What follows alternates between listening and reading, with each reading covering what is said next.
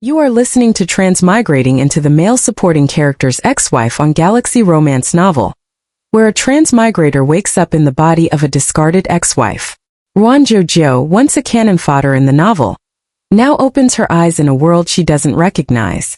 Divorce papers are already on the table, but will she stay silent and endure, or fight to never be abandoned again? A tale of power, defiance, and a love both subtle and fierce begins right now. If you enjoyed this, don't forget to like, share, subscribe and hit the bell so you won't miss what's next. Let's dive in. When Ruan Jiu Jiu thought about how in a while she also had to go on stage, she immediately put down her plate, planning to go fix her lipstick. Ruan Jiu Jiu fixed up her lipstick and went out of the restroom, but bumped into Guyu. The color of his face wasn't quite right. His white shirt was rumpled and his face was red. Standing in front of the public restroom, he kept splashing water on his face with all his might. Every time he lowered the water temperature more to help him calm down. Ruan Jiu Jiu was a little stunned. "Guyu, what's wrong with you?" Guyu was in a rarely seen state of panic. He miserably wiped away the water on his face and said in a hoarse voice, "Don't come any closer to me. I think I drank something that was spiked." He supported himself with one hand on the sink. The top half of his body was drenched through, but his skin was extremely flushed. Even his eyes were reddened. Ruan Jiu Jiu was a veteran reader. When she connected this to Guyu being the male lead, things instantly clicked. It couldn't be. Have you been drugged with an aphrodisiac? Shoo! With great difficulty, Guyu resisted the pain and said, "It wasn't until I showed up that I noticed something was wrong. I can't go to the hospital anymore like this. Just act like you didn't see me, quickly go." He stared blankly as Ruan Jiu Jiu glanced around in all directions. Ruan Jiu Jiu thought to herself, strange, where's the female lead to offer herself up as the antidote? It couldn't be that she was waiting in some small room? Seeing Guyu's extremely pained appearance, Ruan Jiu Jiu recalled that he was also supposed to make a public appearance at Jiaqing tonight. He couldn't embarrass himself. The situation at hand was indeed a bit bad. Ruan Jiu Jiu was suddenly struck with inspiration. She calmly said, "Bro, just wait for me here. I have a solution." Guyu. When he started feeling that something was off with his body, Guyu immediately thought of Su Baiying. It was Su Baiying who poured him a cup of water and had tried to persuade him in a soft voice to stay longer. Guyu had known her for many years now. Even though the two of them didn't end up as a couple, they were still childhood sweethearts. He had never been able to harden his heart towards her, finally resulting in today's calamity. Su Baiying sat on the sofa sniffling and sobbing, continuously apologizing and saying that she was the one in the wrong. The heater was turned up a bit high in the room, so it wasn't long before one's throat felt dry. Guyu drank half a cup of warm water, and then checked the time again, deciding to wait a little longer before going. Close to his ear, he heard Su Baiying delicately and lovably saying, "You gidge." Without noticing, she had sat closer and closer to him. He didn't know whether it was by accident or on purpose, but her collar was wide open, revealing her soft and tender white skin. The look of hurt in Su Baiying's pair of weak and teary eyes made you subconsciously want to protect her. A burst of flame seemed to erupt from his chest. Su Baiying's hand landed on his knee. Guyu instantly felt a bit twitchy, because in his mind suddenly appeared a different pair of eyes which made him feel an unbearable sense of shame. He suddenly stood up. Without even retrieving his suit jacket, he said in a voice that was colder than usual, "I'm leaving first." "Where do you want to go?" "Sorry, I have something." "You can't leave." From behind, Su Baiying tried to hug him, but was ruthlessly pushed away by Guyu. He used quite a lot of strength. Because she wasn't expecting it, she fell backwards in her but plunked onto the floor. She froze, a bit dumbfounded by the fall. With wide steps, Guyu strode out the door and closed it behind him with a slam. Su Baiying cursed inwardly. She immediately rushed out wanting to chase after Guyu, but when she got there, Guyu was already driving away in his car. Su Baiying turned pale with fright. The first thing that came to her mind wasn't that Guyu might embarrass himself. Her first thought was to worry that some other woman might take advantage of her absence to conveniently pick up a prize. Guyu drove in a rush to the hotel. The annual gala was taking place at a hotel that was only a 10-minute drive away, so if he rushed right now, he could still make it. It was a bit stuffy in the cramped car. Gu Yu lowered the window to let the cold wind blow against his face and help calm down the restlessness in his blood.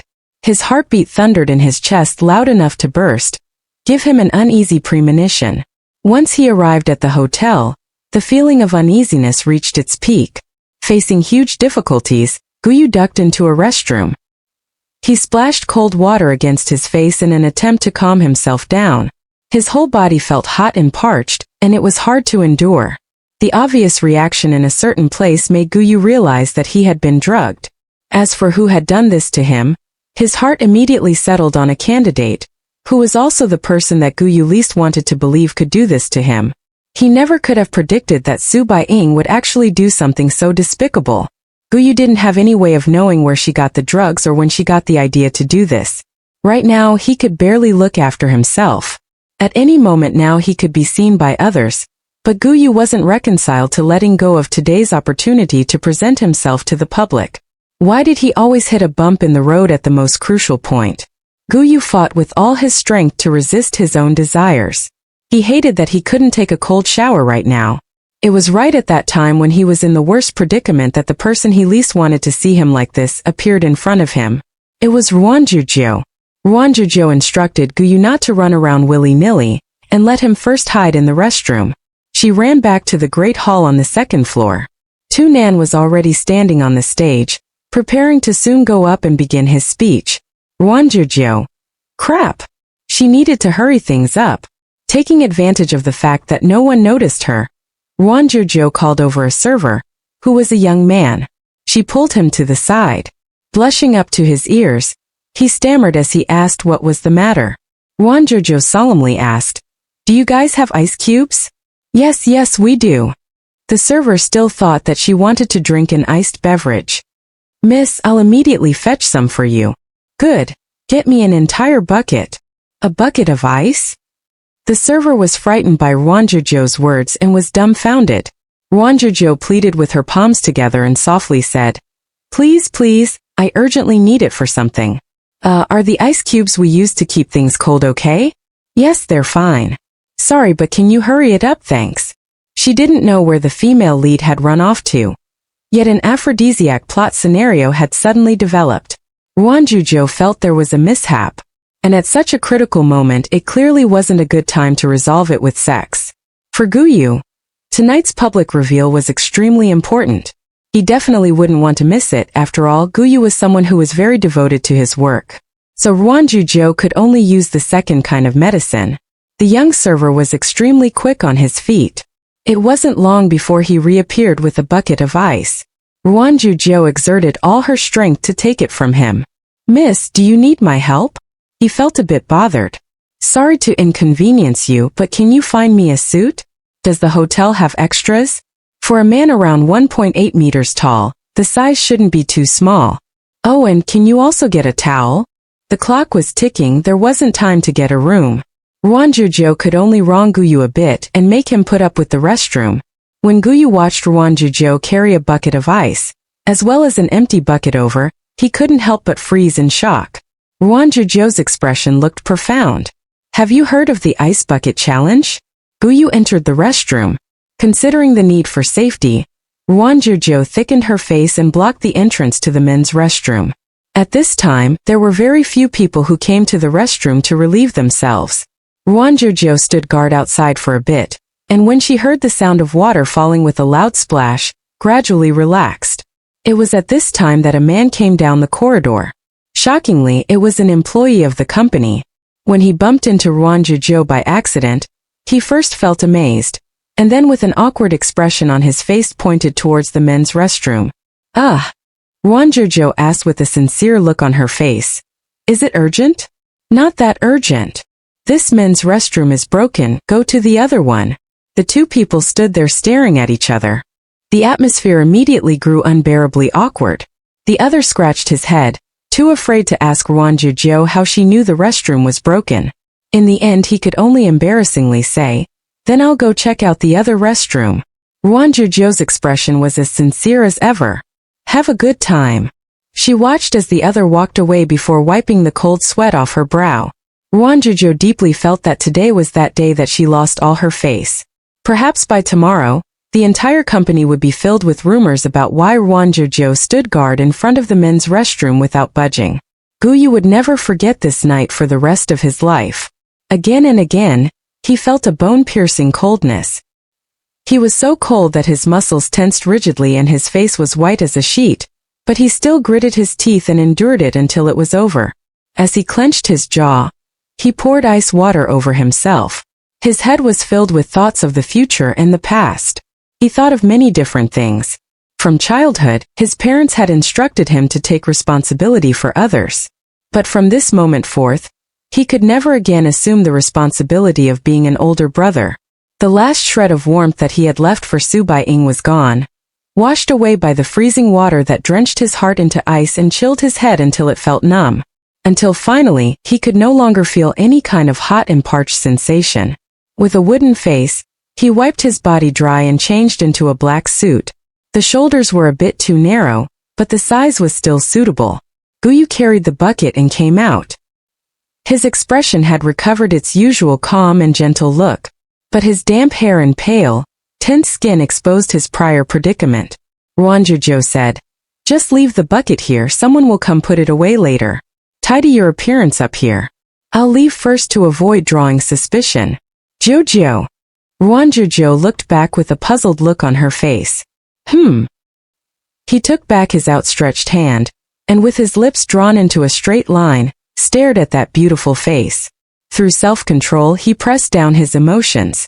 With a tone and expression that was perfectly proper, he expressed his gratitude.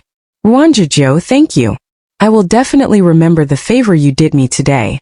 Ruan Jiu Jiu was tickled by his serious appearance. She slapped Jiu Jiu's shoulder and said with a smile, "Hey, there's no need to be so polite. Just put on a good appearance in a bit." Staring at her, Jiu Jiu also smiled. He hummed in acknowledgement. On the other side, Tu Nan stood on the stage. Not seeing either Ruan Jiu Jiu nor Jiu Jiu, he was anxious enough to burst into flames. With a meaningful look, he directed Jiao Fan and the others to search for them. In a while when they introduced the newcomers, if the two of them were both absent, how could they possibly explain things? Just as he was thinking that, Ruan Jiu Jiu walked out from one side. Jiao Fan let out a sigh of relief. He scurried over to Ruan Jiu Jiu and asked in a low voice, "Sister-in-law, what were you doing?" Ruan Jiu Jiu neatened her hair and said, "I went to the restroom. Sorry, I got a slight stomachache from something I ate." "Then that's fine, hurry and prepare yourself." Ruan Jiu Jiu rushed over just in time. Standing in front of a sea of people, Tu Nan instantly spotted her. In a very natural manner, he shifted topics to the section where they grandly introduced the new talent. The first one to be mentioned was Ruan Jiu Jiu. Tu Nan stood back a step, and amidst everyone's chatter, Ruan Jiu Jiu walked up to the stage and stood in its center. Tu Nan cleared his throat. Previously, there were some who doubted Mrs. Ruan's abilities. Here I want to make two things clear. First, our recruitment process is very fair. Ruan Jiu Jiu came to Jiaqing as the clear winner of the majority of votes in our contest. Everyone make sure to record it in your minds. There was no improper conduct like stuffing people in. The next point is also the most important point. In the development of our new game, Mrs. Ruan played a critical role in the creative direction. Many aspects of our game contain traces of her personal inspiration. We have been very pleasantly surprised by her work, and her contributions to this time's success cannot be overlooked. Now please give her a round of applause. Tu Nan's words caused everyone to go into an uproar. No one had expected that Ruan Jiu Jiu made so many contributions to the core creative concepts. They had been blind to look at her with contempt. One by one, they changed to view her with respect and admiration. The applause that had welcomed her at first was frivolous because they had been cheering for her appearance. Now, the majority of the crowd was genuinely clapping for her. The applause died down and Ruan Jiu Jiu felt their energy was infectious, and became a little happy herself. She grabbed the microphone and her hand slightly trembled, betraying her emotions. However, from the surface she looked calm. She didn't even stammer when giving the introduction and thanks, and smoothly said her piece. Tu Nan had originally thought of how he was going to save her from embarrassment, and had planned out how he was going to help her out. But she was natural and unrestrained, making Tu Nan give a silent thumbs up. Ruan Jiu Jiu bowed. When she was about to walk off stage, Tunan smiled and said, "Not bad. I was nearly scared to death." Ruan Jiu Jiu's stiff face nearly made Tunan laugh. If it wasn't for the current setting, he would have long poked fun at this cute sister-in-law. Ruan Jiu Jiu walked off stage as Guyu, in a suit and leather shoes, walked in her direction. The two exchanged a smile. When they brushed past each other, Ruan Jiu Jiu quietly said, "Good luck." "Thanks." When Guyu went on stage to introduce himself, Ruan Jiu Jiu already planned to slip out. She gave Mr. Meng a heads up and then quietly retrieved her coat. On the way, she also asked the well-tempered waiter from before to pack up a few containers of food for her to take home. Ruan Jiu Jiu thought it was the annual gala. The real boss should also get to eat some of the food, and not just sit at home all by himself. In the roar of the crowd, nobody discovered that she had disappeared without a trace. The door opened. There was only a small light on in the living room. It was dim and lonesome. Chung Jun was sitting on the sofa with a hand propping the back of his neck up. It seemed like he was staring off into the distance. When he heard some noise, he turned his head and looked at Ruan Jiu Jiu in a bit of surprise.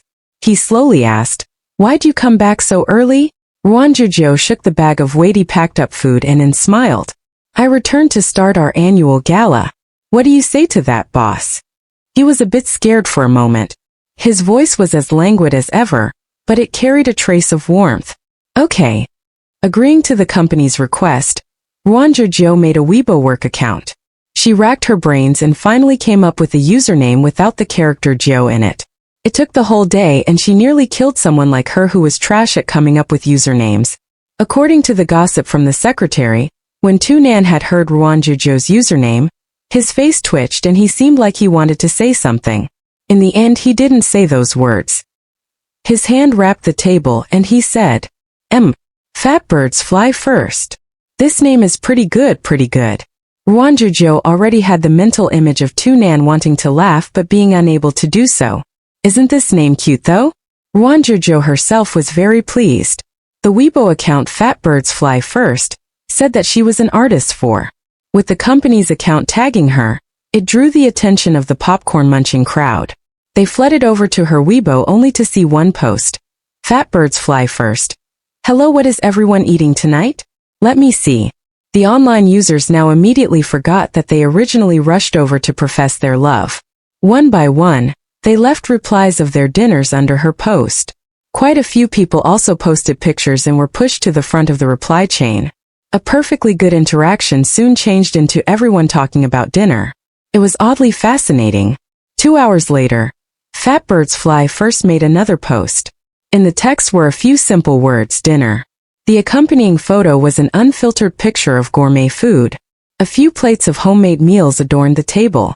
There was meat and vegetable dishes with reds and greens and it looked beautiful. The dishes were paired with 2 bowls of rice.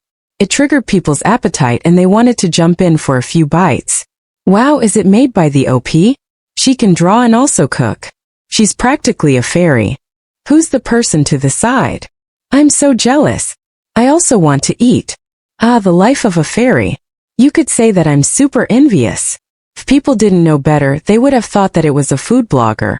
The Weibo account completely became derailed into something that had nothing to do with the company. The only thing left was confessions and discussions between gluttons. There were still a few brain-dead people bashing her, but they were quickly drowned out. Their comments sank like a stone in water. They disappeared without a splash. Ruan Jiu Jiu had made a Weibo account in her last life, but she had much fewer fans than now. At that time she would share her art, and would sometimes share her travel pictures. There weren't as many excited fans as now, but they all got along. Today their numbers grew. In just one night, many people met her and tagged her. Ruan Jiu Jiu was a little apprehensive. Luckily, only a few people were there to stir trouble. The large majority were cute and cool. Ruan Jiu Jiu followed her company's request and released a few unfinished line arts. She watched as her number of followers soared. It was only a few days, but that number had already surpassed 100,000. Ruan Jiu Jiu was a bit shocked. "I never thought there would be this many people." For someone like her who didn't usually post and didn't know how to properly run her account, there shouldn't be that much activity. This was something within expectations. Mr. Ming went up and smiled at Ruan Jiu Jiu. Even when it comes to me, when I look at your Weibo I feel warm. Oh right. Can you teach me how to make fried eggplants? My wife is really jealous and wants to eat it. Saying this, Mr. Meng gave Ruan Jiu Jiu placed the bag of jujubes he was carrying on the table. This is the specialty from her hometown. She said to get you some. Don't dislike them just because they look ugly. The jujubes are crispy and sweet. They taste pretty good. Ruan Jiu Jiu hurriedly thanked him. At this time, the company employees' attitudes towards her changed greatly. Not only did they respect her a lot more, they also didn't lightly hit her up for a chat either. They all looked at her as if they were looking at the big boss. What a joke. Even Tu Nan was deferential towards Ruan Jiu Jiu. If they were oblivious to that, wouldn't they just be looking for trouble? Ruan Jiu Jiu at first had wanted to blend in with the employees. But in the end she thought it through and understood that she had no need to forcefully fit in. Since the start, she was a paratrooper and her position wasn't low. Now that she was one of the core employees, there was no way she could fit in. If she did, it would be a burden to both parties. Mr. Meng smiled a bit at what she said, and said that it was good that she accepted the situation. Guyu's appearance at the annual gala was pretty good. Recently, he was very well regarded and appeared in all sorts of interviews. His handsome face appeared on many online news sites. His outer appearance and inner personality were both outstanding. How could a person like this not accumulate fans? Ruan Jiu Jiu had run into him in the company once. Guyu was very polite and poised. The two amicably avoided discussing what had happened that day. She didn't know who had drugged him, and didn't know what had happened between the two. Only when Ruan Jiu Jiu saw the interviews, the media would ask whether he was dating anyone currently. He expressed that he was single, and Ruan Jiu Jiu knew that Su Baiying's path wasn't as easy as the book made it out to be. In the book, when the media asked that question, Guyu gave a warm smile and proudly revealed that he had a fiancée, and he didn't avoid the topic at all. That sort of action gained him even more fans. After the New Year's in the beginning of January, he competed in a tournament as one of Jiaqing's team members. That was Guyu's last competition, and it would be his most glorious battle. After winning the title, his dream was fulfilled. He then transitioned from an esports player to someone behind the scenes, and started the second phase of his life. She couldn't help but say that whether it was in the book or outside of it, Ruan Jiu Jiu appreciated a guy like Guyu who was both warm yet strong. But now things had progressed to this step. Ruan Jiu Jiu didn't know who Guyu would end up with. Who is to say that through some turn of events, he would somehow end up meeting his wife from his last life. Everything was uncertain. Madame Ruan, we've arrived. The chauffeur gave Ruan Jiu Jiu a reminder, and Ruan Jiu Jiu came back to her senses. She said a word "fo thanks" and then headed home with her bag of jujubes. She shrunk her head in her hat. Her hands were frozen stiff, and only 2 fingers hooked onto the bag handle as she shivered her way home. There was only a small light in the living room. The curtains were closed and it was dark. Ruan Jiu Jiu was shocked. Chung Jun. The bathroom door opened. Chung Jun wiped his short hair that was dripping wet, and he slowly said, "I'm here." Ruan Jiu Jiu lifted an eyebrow in suspicion. "What are you doing taking a shower at this hour?" Chung Jun's gaze drifted slightly, but his expression was as calm as ever. "I wanted to shower." Ruan Jiu Jiu. It was an unconvincing yet irrefutable response. This was already the 4th time that Ruan Jiu Jiu, when looking for Chung Jun, had suddenly bumped into him after he had just taken a shower. Normally, Chung Jun was elusive like a ghost. If it weren't for occasionally hearing the running water from Chung Jun's bathroom when she got up in the middle of the night to use the restroom, she would have thought that this guy never showered and that the layer of filth on his body would have cultivated magic properties. The two stared at each other. Ruan Jiu Jiu couldn't help but walk closer, pull him by the arm and give him a good sniff. Under the dim yellow light, the two stared at each other. The sight was beyond beautiful. Ruan Jiu Jiu's soft yet cold fingertips gripped his warm, sturdy arms. She could feel the vapor and smell the shower gel. She looked up, the ends her pair of pretty peach eyes curved slightly upwards, and her glossy red lips hooked into a beautiful curve, revealing 2 pointy small canine teeth. Her face was a bit red, and her eyes twinkled like the countless stars in the Milky Way. Then, she faintly said, "Why do you have to spray perfume after taking a shower?" Chung Jun. "You smelled wrong." Ruan Jiu Jiu. "Just 2 days ago I smelled it. It's Gucci's men's perfume, right? Chung-jun. You smelled wrong. Ruan Jiu Jiu. Around $1,000. Chung-jun said with little confidence. You smelled wrong.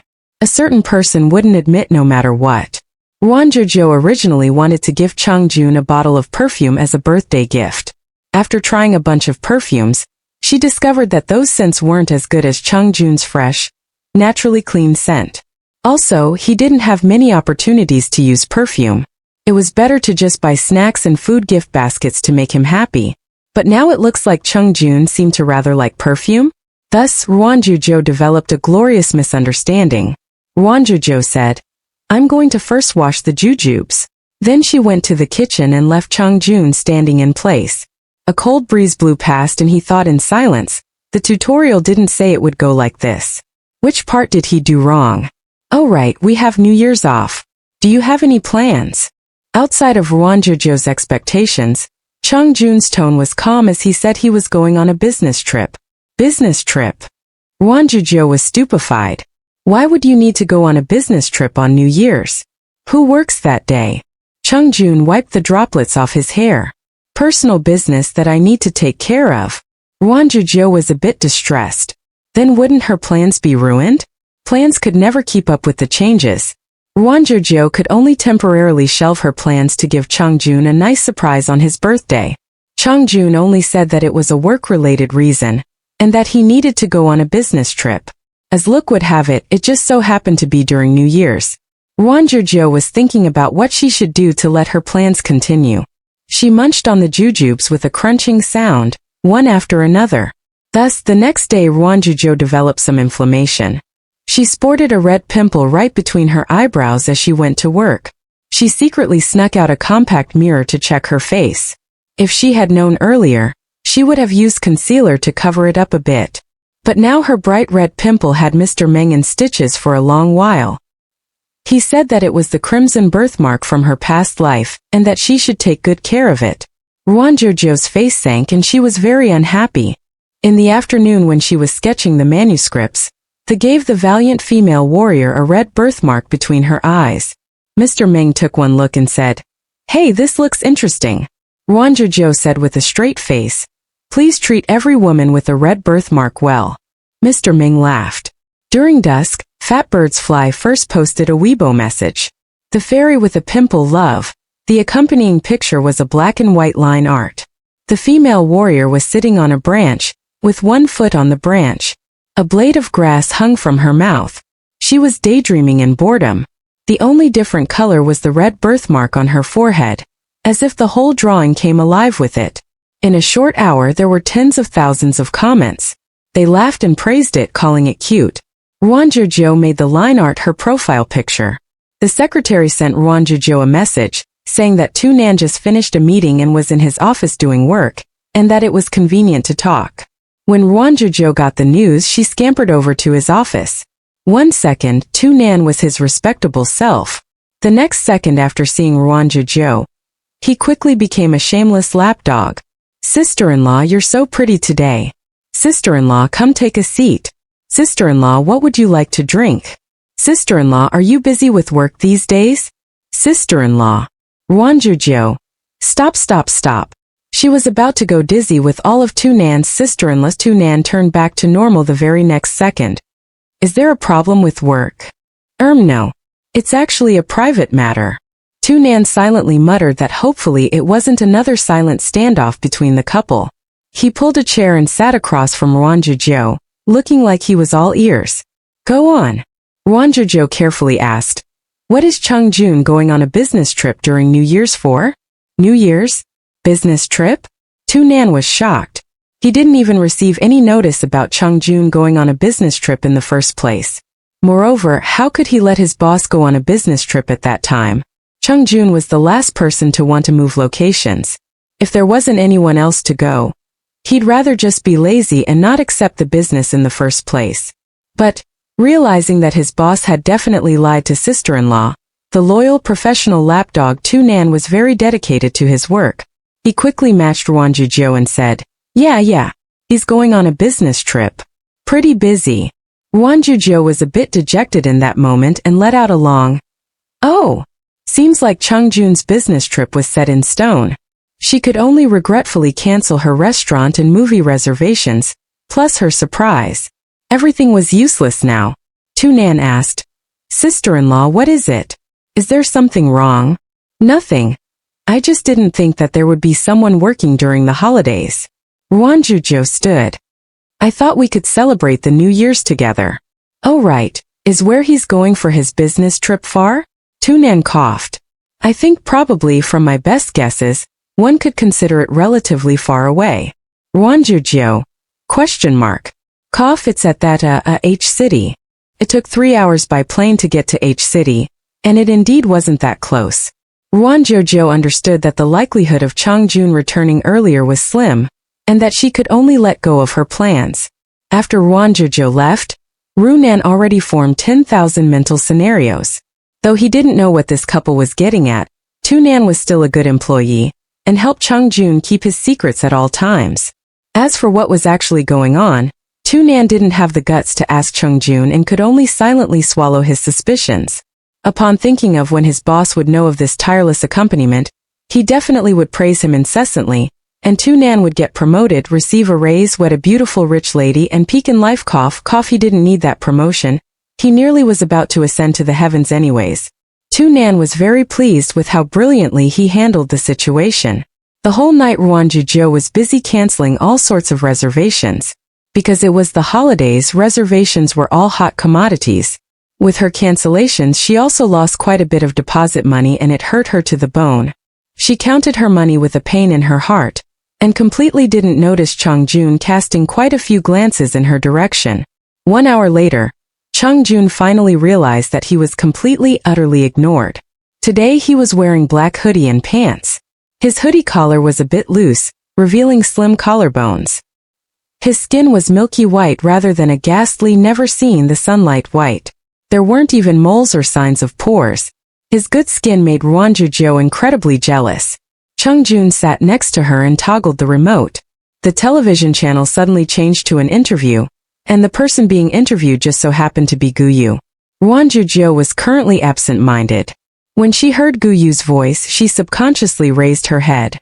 "Oh, it's Guyu." When her voice landed, the screen turned black. Chungjun calmly hid the remote. "It seems like the TV broke." "Ruan Jiu Jiu, do I look like I'm 3? Though she didn't always understand Chungjun's actions, after all, Guyu currently was already signed to Jiaqing, and was a proper employee who could boost ratings. Wasn't it the duty of the boss to see how employees performed? But Ruan Jiu Jiu was lazy to ask further. Chungjun was always doing things without reason, and she was used to it. Ruan Jiu Jiu said, "Then I'm returning to my room. Night." There was one more day of work before she could be on break and properly have her sleep. Ruan Jiu Jiu already prepared to sleep like a log, and hole up in her bed eating takeout. Gadunk. The door shut. Chungjun sat on the sofa in silence. He silently fished out a bag of cucumber-flavored Lay's chips from underneath the sofa. As he munched, he thought about how the next step of his plan should proceed. Today, he should have engaged Ruan Jiu Jiu in conversation, but that already half-failed. But there was still the coming plans to redeem the situation. He was very confident. Just like he said, Chungjun tidied his suitcase bright and early, as if he were going far away. Ruan Jiu Jiu was busy getting changed but didn't forget to remind him what to pack. Chungjun looked very absent-minded, as if he were going on vacation. Ruan Jiu Jiu saw this and was worried for him.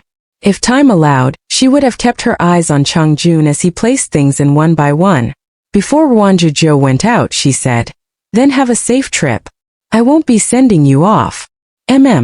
Also." Ruan Jiu Jiu almost let "happy birthday" slip out of her mouth. But after thinking about it, she rubbed her nose and said, "Never mind, it's nothing. Take care of yourself." Though Chungjun did make one worried, even when she wasn't there. He was able to get along fine by himself. He probably wouldn't have any slip-ups. Watching Ruan Jiu Jiu leave, Chungjun even waved goodbye to her as usual. When the door shut, he immediately started moving. Just like the guide, he planned to prepare a beautiful candlelit dinner. Of course, he couldn't forget the candles, red wine, and steak. Ruan Jiu Jiu didn't know Chungjun was lying. The whole day her thoughts wandered. Though Chungjun wasn't here, She should attend the company party and eat and sing with everyone. Even when she got off work, she wasn't sure whether she should attend the party. Upon thinking of the empty house that would be greeting her when she returned, she suddenly became uninterested. An idea flashed through her mind. What if she just bought a plant ticket to where Chungjun was to celebrate the holidays together? Meetings were definitely during the daytime so they could celebrate at night. It might not be such a bad idea to go to the other city. To occasionally go on a spur-of-the-moment trip, Ruan Jiu Jiu was a little happy. She was action-oriented, and would do what she said she would do. The chauffeur said he was busy, so she immediately hailed a cab towards the airport. En route, Ruan Jiu Jiu quickly booked her ticket. Thankfully she had her ID on her. Only her makeup bag was missing. She'd have to scrape by and purchase some travel-size products. The soonest flight was around 9 at night. She'd make it to the airport right around 8. Since she didn't need to check any luggage, it should go quicker. Once Ruan Jiu Jiu got off the cab, she sprinted. She got her ticket, went through security, and found her gate in one smooth process. She was very efficient. She arrived at her gate before 9 without a hitch. They were already checking tickets and boarding people. After Ruan Jiu Jiu boarded, she sat in her assigned seat. She fortunately was able to purchase a window seat, only this time it wasn't in the first-class cabin. Chungjun wasn't next to her this time either. There was a couple seated in the 2 seats next to her. The guy uncontrollably snuck a few peeks at Ruan Jiu Jiu but was discovered by his girlfriend, who yanked his ear until they swapped seats. There were still a few more moments till takeoff. Ruan Jiu Jiu opened her phone and tapped her conversation with Chungjun. Ruan Jiu Jiu. I'm coming to find you. Aren't you surprised? The flight is about to take off. See you in a few hours. After saying this, she shut off her phone and leaned back, closing her eyes. Chungjun, who finished his preparations, was currently at home patiently waiting for Ruan Jiu Jiu to finish with the company party and return home. Then he received the message saying that she was going to find him. Chungjun. Where is she going? The sky. He reacted very quickly and immediately called Tunan. Chungjun rarely dialed him. When Tunan saw the called ID, he was shocked. Not caring for his blind date's reaction, he immediately went to the side to answer. Boss, what's wrong? Don't tell me I have to work overtime. Chungjun's voice was faint. Where did you tell her I was going? Tunan was a little stunned, and then quickly realized who Chungjun was talking about. I randomly just said H City. What is it? Don't tell me sister-in-law went to find you. Damn. But the only reply Tunan received was the sound of the call hanging up. He was sullen and in the moment forgot that he was at a blind date. It's over, this time everything is ruined. Chungjun hung up on Tunan and immediately dialed Ruan Jiu Jiu. But when he called, all he heard was, sorry, the number you've called is not available. He snagged a jacket and went out, hailing a cab directly to the airport and looking up Ruan Jiu Jiu's flight information. Ruan Jiu Jiu slept too much. She only felt like she had taken a long nap, but the plane still hadn't moved. At this time the speakers sounded. A warm female voice unhurriedly said, Passengers of this flight, due to the sudden blizzard at our destination, we are unable to fly due to the weather and can only cancel this flight. Sorry for the trouble this has caused. Just as the announcement sounded, grumbles of complaint rose and fell all around. No one had expected this situation to happen. Typically the flight would be cancelled around a day before, so how were they supposed to change flights now?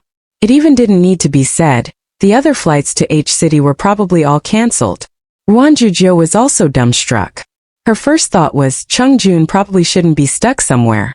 The flight attendant was still trying to comfort everyone in a gentle voice. The weather was an unpredictable variable, so there wasn't anything that could be done about it impacting the flights. Ruan Jiu Jiu could only resign herself to the situation and take out her phone to cancel the flight, planning to go home to sleep. The moment she turned on her phone, she immediately saw messages from Chungjun. I didn't go on the business trip. I got off the plane before it even took off. I saw that the flight was cancelled. Where are you? I'm at the airport. It was the first time Ruan Jiu Jiu ever saw Chungjun send so many messages one after the other, so she was a bit startled. Then she immediately reacted and ground her teeth. Chungjun didn't actually go on a business trip? Then what was this guy doing? Ruan Jiu Jiu followed the others off the plane and called Chungjun. When she exited the door, She found herself amidst a flurry of snowflakes falling from the sky. Ruan Jiu Jiu shivered. She didn't know when, but now the ground was covered in a vast sheet of white. The phone screen showed that it was currently dialing the other side but hadn't been picked up yet. Then in the next second the phone emitted a beep. It had been frozen so cold that it lost all its battery and automatically shut off. Ruan Jiu Jiu. Don't die on me. Shit. She didn't bring a charger. Ruan Jiu Jiu's heart was full of curses. She began to walk more quickly towards the airport, praying that she could find a charger to borrow later. When she got back to the main hall of the terminal there were crowds of people everywhere. She couldn't find Chongjun's figure anywhere. Ruan Jiu Jiu turned her phone back on with a headache. Thankfully there was still 5% battery left so she was able to restart her phone. She saw that there were many missed calls from Chongjun. Ruan Jiu Jiu immediately FaceTimed him. With a beep it was picked up. Ruan Jiu Jiu said, "My phone is about to run out of battery, where are you?" On his side, Chongjun also stood in the main hall. Behind him people walked left and right and Ruan Jiu Jiu couldn't tell where he was at all. Chongjun responded, "I'm at my original spot." Ruan Jiu Jiu. "Where?" Her phone shut off again. Ruan Jiu Jiu. She didn't even have the strength to laugh at herself. Just when Ruan Jiu Jiu began to search around herself, the sound of Chongjun's slow voice came from behind her. "What are you looking at?" Ruan Jiu Jiu was so startled she almost jumped. She turned her head. To her astonishment, Chongjun was calmly standing behind her. Not knowing whether she was pleasantly surprised or frightened, Ruan Jiu Jiu glared at him in reproach. "Why'd you come back? Why didn't you go on your business trip?"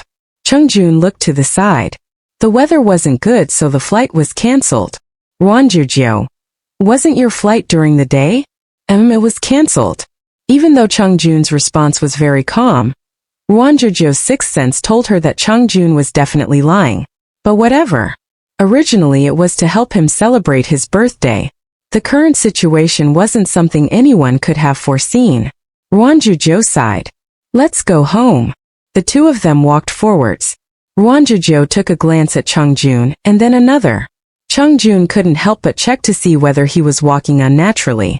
"Hey," Ruan Jiu Jiu asked, "did you come over in a rush?"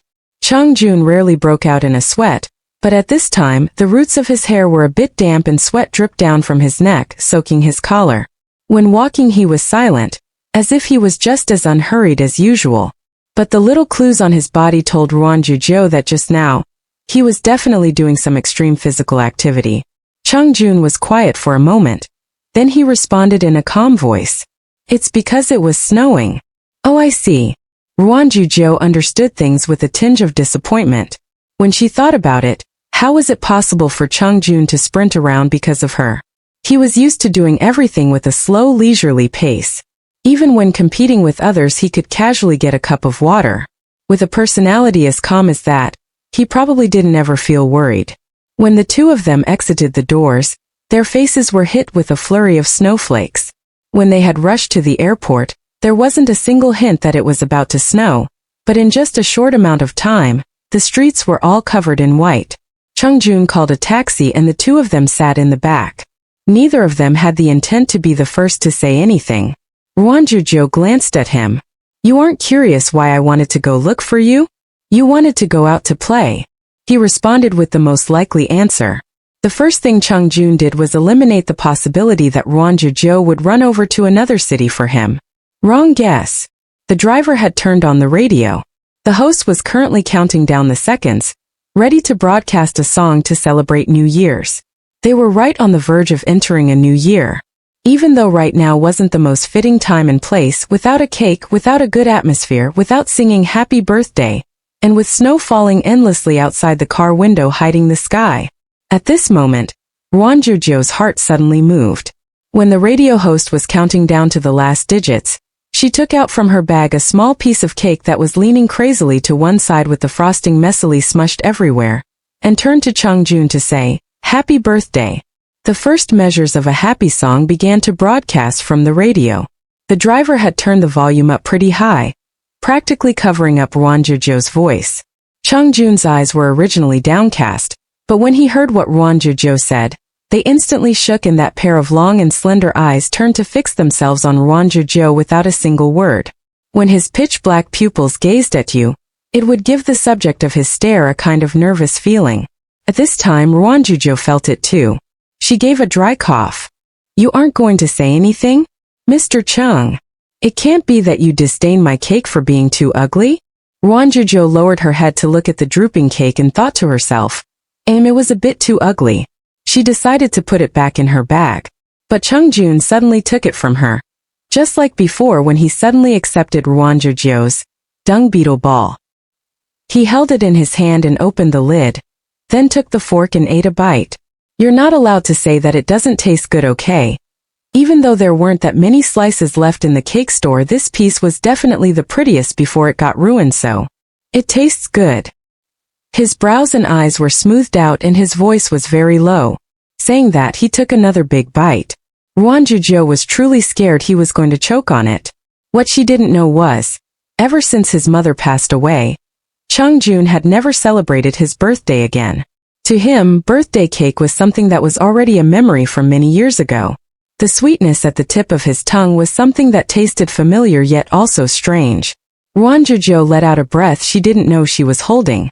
Even though she knew Chung Jun was a foodie, something like birthday cake was more dependent on the feeling. She said, "Did you know I canceled the movie and restaurant reservation I booked? It really made me mad. If you didn't end up canceling your flight too, I would really question how stupid you are." Cough cough. Chung Jun suddenly began to cough.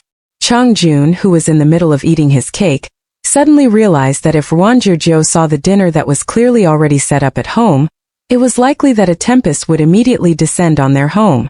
Ruan Jiu Jiu. What's wrong with you? Chung Jun. I think I'm choking. Let's go to the hospital. I need emergency treatment. His response was Ruan Jiu Jiu's death glare. Are you taking me for a fool? The average person probably wouldn't be able to accomplish the feat of eating cake and choking on it until you needed to be hospitalized. Besides, Chung Jun obviously looked fine. He could even speak, so how was it possible for him to be choking? Ruan Jiu Jiu had a dumbfounded look on her face. Are you so bored you need to look for trouble now? What she didn't know was, a certain someone's extremely rusty survival instincts suddenly came online. Chung Jun had finished half the cake, and some cream was stuck on the corner of his mouth. He held the cake in his hand, and his gaze drifted off the side towards the outside of the window. Just a few seconds later he said faintly, My heartbeat feels a bit uncomfortable. Let's go to the hospital to do a checkup. Ruan Jiu Jiu cast a sidelong glance at him. Did it suddenly stop, or are you about to ascend? Congratulations. Your fasting has finally become successful. Chung Jun. After another while. Chung Jun. I think my... Shut up. Ruan Jiu Jiu was a bit bewildered at Chung Jun's sudden insistence on going to the hospital. Chung Jun continued to stare at the tall buildings flashing by outside the window and asked, Let's go shopping, don't you like shopping? Ruan Jiu Jiu. It's already midnight. Which stores are still open, Taba? Chung Jun seriously asked. Is Taba's in-person store open? Ruan Jiu Jiu. What exactly are you up to?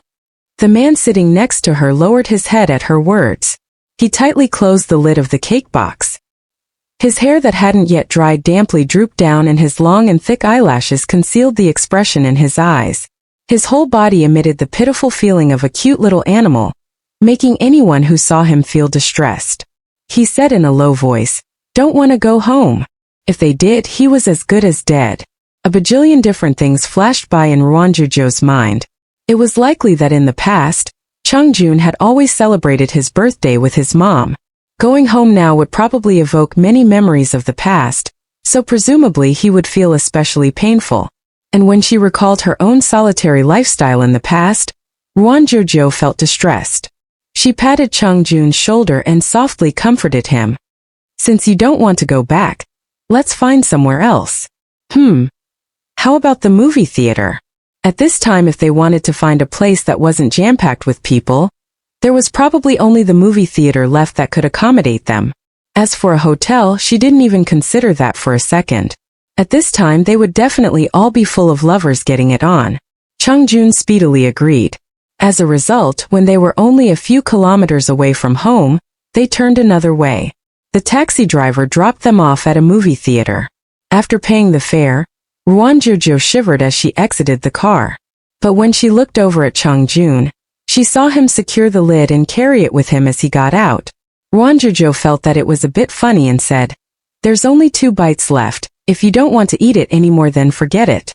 Chang Jun made a noise of acknowledgement and responded, "I didn't finish eating it yet." Sure enough, Chang Jun was experienced in domestic matters. Ruan Jiu Jiu really approved of how he didn't waste food. The 2 of them entered the movie theater. At this hour, there wasn't anyone waiting around in the main hall anymore. The only people left were a few employees playing around on their phones. Ruan Jiu Jiu and Chang Jun's arrival immediately caught their attention. The handful of employees received them with the utmost courtesy, making Ruan Jiu Jiu feel a bit like she was at a fancy restaurant. This puzzling misconception confused her. Can we get 2 tickets to the soonest show?" "Of course." "A 2-person set, large-size popcorn." "Of course, no problem." The person manning the food stuffed a big bag full of popcorn until it was about to overflow. When Ruan Jiu Jiu took it, her hands were shaking with fear that it would spill onto the floor. Thankfully, Chang Jun's movements were quick, and he helped her take the bag.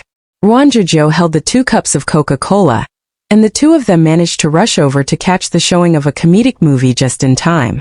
It only took them a few minutes to enter the auditorium. She put down the drinks. In the entire auditorium, there were only a few scattered couples sitting in the very back row. Only Ruan Jiu Jiu and Chang Jun were seated in the center. Ruan Jiu Jiu felt a bit gloomy. Are they stupid? Sitting in the very last row will impact the movie watching experience. Chang Jun didn't continue her line of conversation. He put the popcorn in her lap and calmly said, "I need to go out to take a call." Okay. Ruan Jiu Jiu followed Chang Jun with her eyes as he left and suddenly stopped blankly. The movie hadn't started yet, so why did Chang Jun need to run outside to take his call? Chang Jun, who had left the movie theater, leaned against a wall and sent a message to the chatting group chat. "Chang Jun, who's still awake, there's an urgent matter." Immediately, Tunan happily popped up. I'm here. Ever since Chang Jun had hung up the phone, he had been a bit absent-minded. The young woman he was on the blind date with, who had just come back from studying abroad, was intelligent. Noticing that Tunan wasn't that interested in her, she politely found an excuse to leave. Thus, on the very last day of this year, Tunan was still unsuccessful in his attempts to find a partner. On his way home, he was constantly on tenterhooks, not knowing how things were going with Chang Jun and sister-in-law. How could Tunan have predicted that Ruan Jiu Jiu would want to chase after Chang Jun? His sister-in-law looked soft and delicate, but in reality was quite daring. At night he couldn't fall asleep. Tunan attempted to play the card game Do Diju to relieve his anxiety. Right at that time he received the message from Chang Jun immediately. It was like he saw the light at the end of the tunnel, so he was extremely excited and immediately rushed forward to lick Chang Jun's boots. Chang Jun sent him a direct message. "Chang Jun, come over to get my keys, help me clean things up at home." Tunan? Chang Jun, put away everything that's out in the dining room. Here's my location. Tunan, boss, may I ask why? Chang Jun, you may not. Tunan, I'm coming over right now.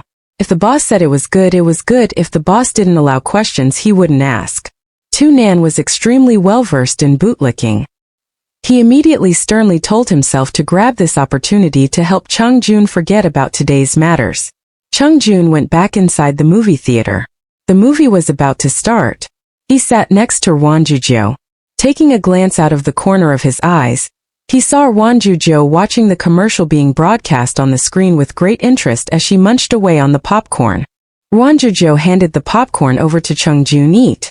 Against her expectations, Chang Jun actually refused. Ruan Jiu Jiu's entire face expressed how inconceivable this was. When it came to food, Chang Jun had never refused her before. She carefully asked, "It can't be that you really don't feel good?" Chang Jun. The movie began and the auditorium was wreathed in darkness. You could vaguely hear some soft rustling noises. Ruan Jiu Jiu couldn't resist and turned back to take a look. As far as she could see, if a couple weren't sweetly snuggled together, they were kissing as if they were glued to each other's lips. She and Chang Jun were sitting properly in the center of the rows like a solitary island that was totally incongruous with their surroundings. Ruan Jiu Jiu didn't know whether to laugh or cry. No wonder they're all sitting in the very last row. Why'd they come all the way here to get intimate? Right as she said that, Chung Jun pressed down on Ruan Jiu Jiu's head with a hand and twisted it back around. His voice was very slow as he said, "Watch the movie." Oh. As they talked, Chung Jun took a glance at his phone. "I need to go out to take a call. There really isn't anything going on?" Ruan Jiu Jiu felt a bit worried. "It's nothing much." Chung Jun walked out of the movie theater. Tu Nan was waiting at the door, and when he saw Chung Jun he flashed an embarrassed smile. "Boss, good evening." Chung Jun took his key out of pocket and gave it to him. "When you finish cleaning things up, send me a photo." "Sure, no problem." Chung Jun saluted him. "I can guarantee to you that I'll definitely accomplish this mission." In the next moment, Tu Nan successfully received a cool glance from his boss. He sensed that the mishap today was caused by him and immediately said his goodbyes in a downtrodden manner, then immediately ran off to complete the mission assigned by his boss. Ruan Jiu Jiu's eyes were glued to the screen as she watched the movie, totally absorbed. She took a massive gulp of the Coke and hiccuped. Sitting next to her, Chung Jun helped Ruan Jiu Jiu hold the popcorn. She lowered her voice as she asked, "Is it a work matter?" Chung Jun. At the same time, Tu Nan quickly rushed over to Chung Jun's place. He carefully turned on the lights and was shocked by the sight in front of his eyes.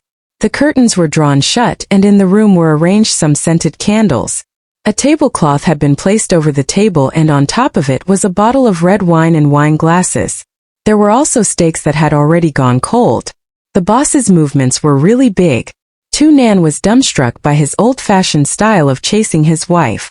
In his understanding of Chung Jun, he would never arrange a date night like this. This was a complete impossibility.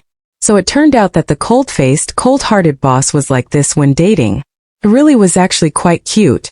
Tu Nan laughed mischievously, and then suddenly realized that his actions were a bit rude. He coughed dryly and decided to hurry up and commence his assistance.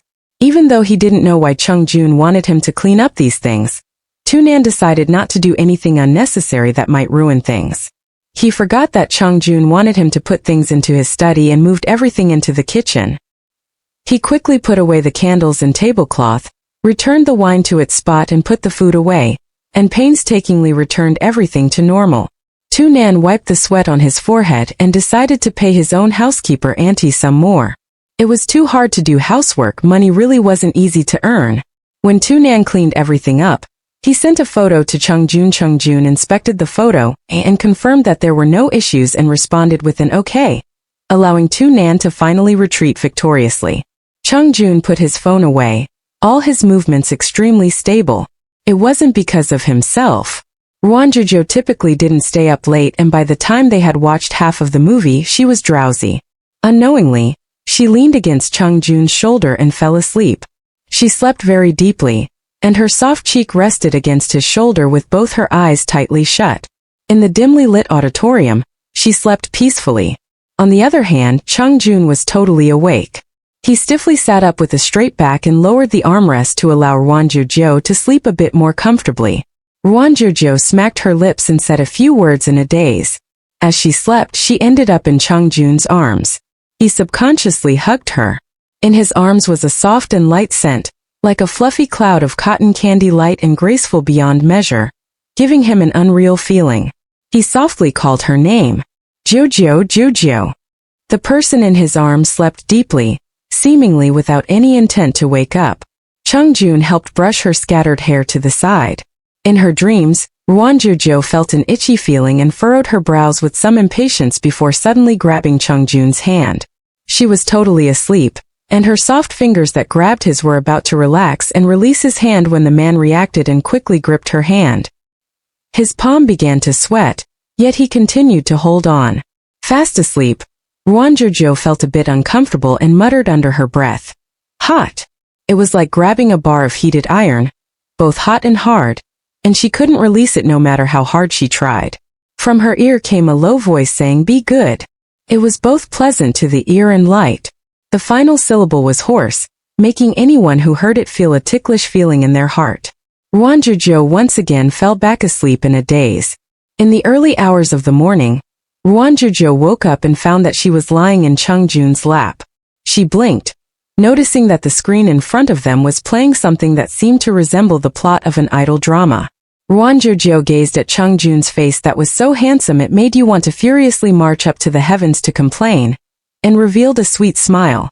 Good morning. Their eyes met, and time seemed to freeze as if it would forever stop at this moment. Chung Jun sighed. My legs are numb. Ruan Jiu Jiu. Chung Jun suffered through her disgust as they went home. Next to him, Ruan Jiu Jiu seemed not to have slept well, and her face was totally expressionless as she changed her shoes and went to wash her face and brush her teeth. On the first day of the year they should have a nice breakfast.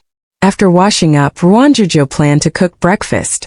She went to the kitchen and opened the fridge, suddenly discovering that inside was already cooked steak and red wine.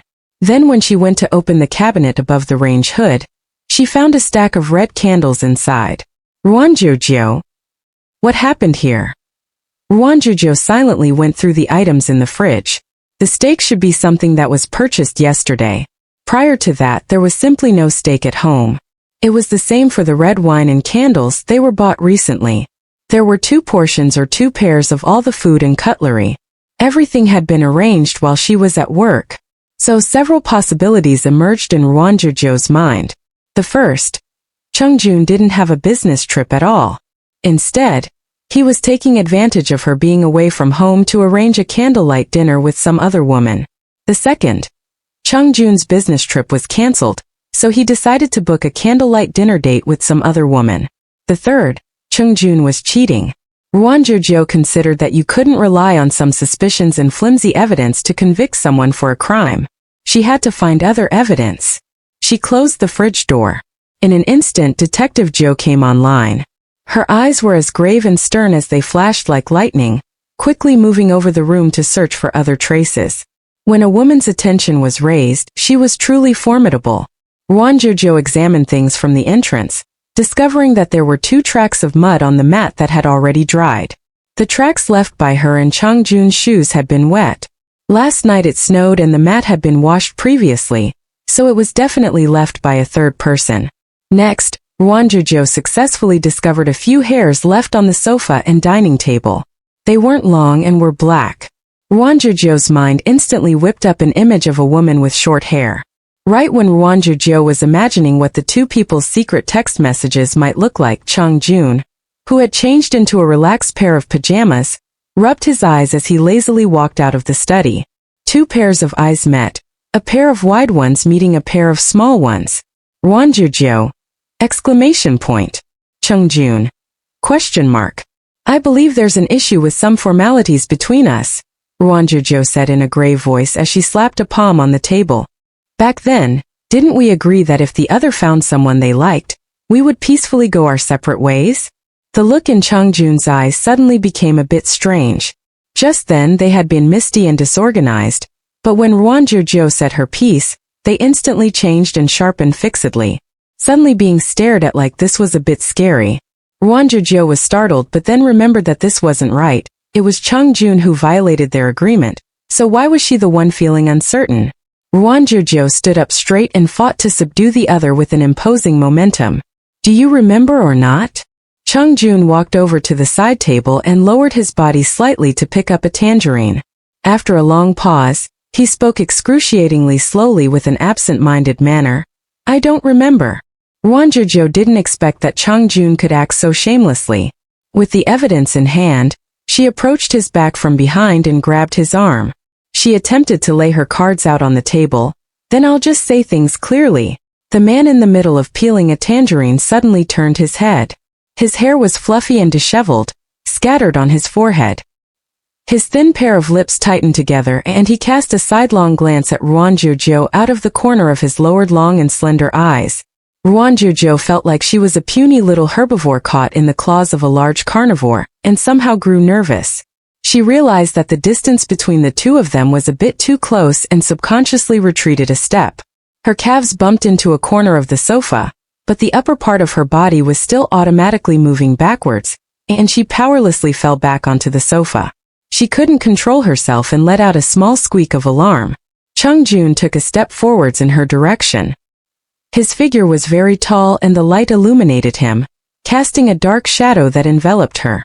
One of his hands came forwards to lightly lean on the back of the sofa. The crook of his arm was very close to Ruan Jiu Jiu's ear, and the light came from behind his back, making it hard to make out what expression he had in his eyes. Ruan Jiu Jiu caught the very faint sour and tart scent of tangerines. She suddenly had a big realization. This bastard was actually trying to use seduction to confuse and distract her, in order to make her forget about the matter. Oh, Ibble. Even though you're very good-looking, we have to discuss the issue of you having a dog outside, because I don't really want to get involved in other people's relationship. Have a dog. It means that you're keeping a lover outside. Chung Jun's first reaction was to stop for a moment in confusion, and then he immediately understood that Ruan Jiu Jiu wasn't trying to discuss Guyu. His tensed body relaxed slightly and he asked, "Why would you think that? What's up with the steak and red wine in the fridge? You should be clear about things in your mind, don't pretend like you're stupid with me." Ruan Jiu Jiu was about to hold up the strands of hair in her hand, but realized that she hadn't noticed that she had relaxed her hand at some unknown time and dropped them onto the floor. With a vexed look on her face, she searched the floor. There was hair too. Where's the hair? Where'd it go? That was Tu Nan, Chung Jun said. Ruan Jiu Jiu, huh? What did Tu Nan come over here for? Chung Jun's gaze shifted to the side. He said he wanted to celebrate the holidays together. So what you're saying is Tu Nan knew you weren't going on the business trip anymore and ran over to celebrate with you, yet forget to let me know? Chung Jun chose to agree with Ruan Jiu Jiu. That's unacceptable. How can someone be so thoughtless? Chung Jun was just about to nod and echo her when the look on Ruan Jiu Jiu's face, which had just still been furious, transformed into a sneer. Did you think that's how I would react? So, why didn't he let me know and why didn't you let me know either? You can actually enjoy steak and wine with a clear conscience. Good for you. You don't let me enjoy a meal by myself, but it's fine for you to go out on your own. And you even made me waste money going on a wild goose chase. Seeing that things were becoming more and more complicated by the second, Chung Jun's survival instincts flared up. Actually, this was all prepared for you. Do you think I'd believe that? He had said too many lies, and now she wouldn't believe him even if he said the truth. Jun Nakio now had to pay quite a high price for his actions. Not only was there no breakfast, no lunch and no dinner, on the first day of the new year, Ruan Jiu Jiu didn't say a single word to him and treated him like air. She only made enough food for one person and carried her bowl back to her room to finish it, leaving the lonely Chung Jun to stand in the kitchen. He sighed. Chung Jun silently returned to the study. He turned on the computer and went to the homepage of dangdang.com, then scrolled until he found the book he had bought before, How to Quickly Get Girls. For the first time in his life he gave a 3-star review and added a comment, useless. That book gloriously met its end in the garbage can. The one who earned the position of worst off was Tu Nan. After taking a nap, he woke up to discover that both the boss and the boss's wife had blocked him. With hot tears in his eyes, Tu Nan posted a line to his WeChat moments. I won't ever lick dogs again. After only a few minutes, Tu Nan's dad sent him a WeChat message. When did you start raising a dog? Why do you need to lick dogs? Tu Nan's mom. Did you drink too much again? Quickly delete it. It'll give a bad impression on any girls who see it. Tu Nan. At night, Ruan Jiu Jiu sat on the sofa playing PUBG on her phone. She was very depressed. And after she fell to the ground and became a loot box, and then was crazily trash-talked by her teammate, she became even more salty. Sis, if you don't know how to play, then don't bother playing. With skills at that level you might as well buy an aimbot. Ruan Jiu Jiu. KMS, she was just about to find an aimbot service to buy, then go back and tyrannize them before getting banned, when Chung Jun came out of the study. Ruan Jiu Jiu said, "Ah." Forgetting that she was still mad at him, she immediately called out to him. Do you know how to play this game? Quickly come help me. Chung Jun had a hand in a pocket. With a mischievous look on his face, he walked over to Ruan Jiu Jiu's side just in time to catch a young guy's voice saying vulgarly, Bitch, call me hubby once and I'll gift you an 8x scope. Out of nowhere, Ruan Jiu Jiu felt a murderous aura. Her back felt numb and goosebumps popped out one after another. The sofa sank down as Chung Jun sat down next to her. There was still a fresh scent clinging to his body from his shower, and in a split second, that clean scent totally enveloped Ruan Jiu Jiu's body. His hand stretched behind her right shoulder and his elbow rested heavily on her back. The two of them were squeezed closely together. Ruan Jiu Jiu turned her head and almost bumped into his neck. For some reason she felt a bit nervous. Jun picked up the phone and briefly said, "Watch." Ruan Jiu Jiu's mind was a bit blank. Watch what? Jun's hands could be said to be quite nimble. Ruan Jiu Jiu stared helplessly as he speedily swapped guns. He controlled the character to run forwards 2 paces as if scouting things out and shot the gun. When the gun was out of bullets, the other players began to jeer one by one. "Io, is the little girl angry? Don't drop your gun." There was no expression on Jun's face. When his teammates were laughing happily as they mocked him, there was a sudden bang as he killed off an enemy that was about to mount a sneak attack with a headshot. Ruan Jiu Jiu. The teammates were also dumbfounded. After a long pause they finally spoke. "Fuck. What's up with you just now? Did you accidentally hit the target, or did you buy an aimbot?" Bang! As another shot rang out, he killed off another enemy player hidden behind another corner of the wall that was just about to run out to sneak attack them. The teammates were totally dumbstruck by this second series of actions. Just now they had been ridiculing Ruan Jiu Jiu, but now in an instant they were a bit embarrassed. Just at that time, Jun aimed at them and before they could react, threw a grenade over. The players perished on the spot.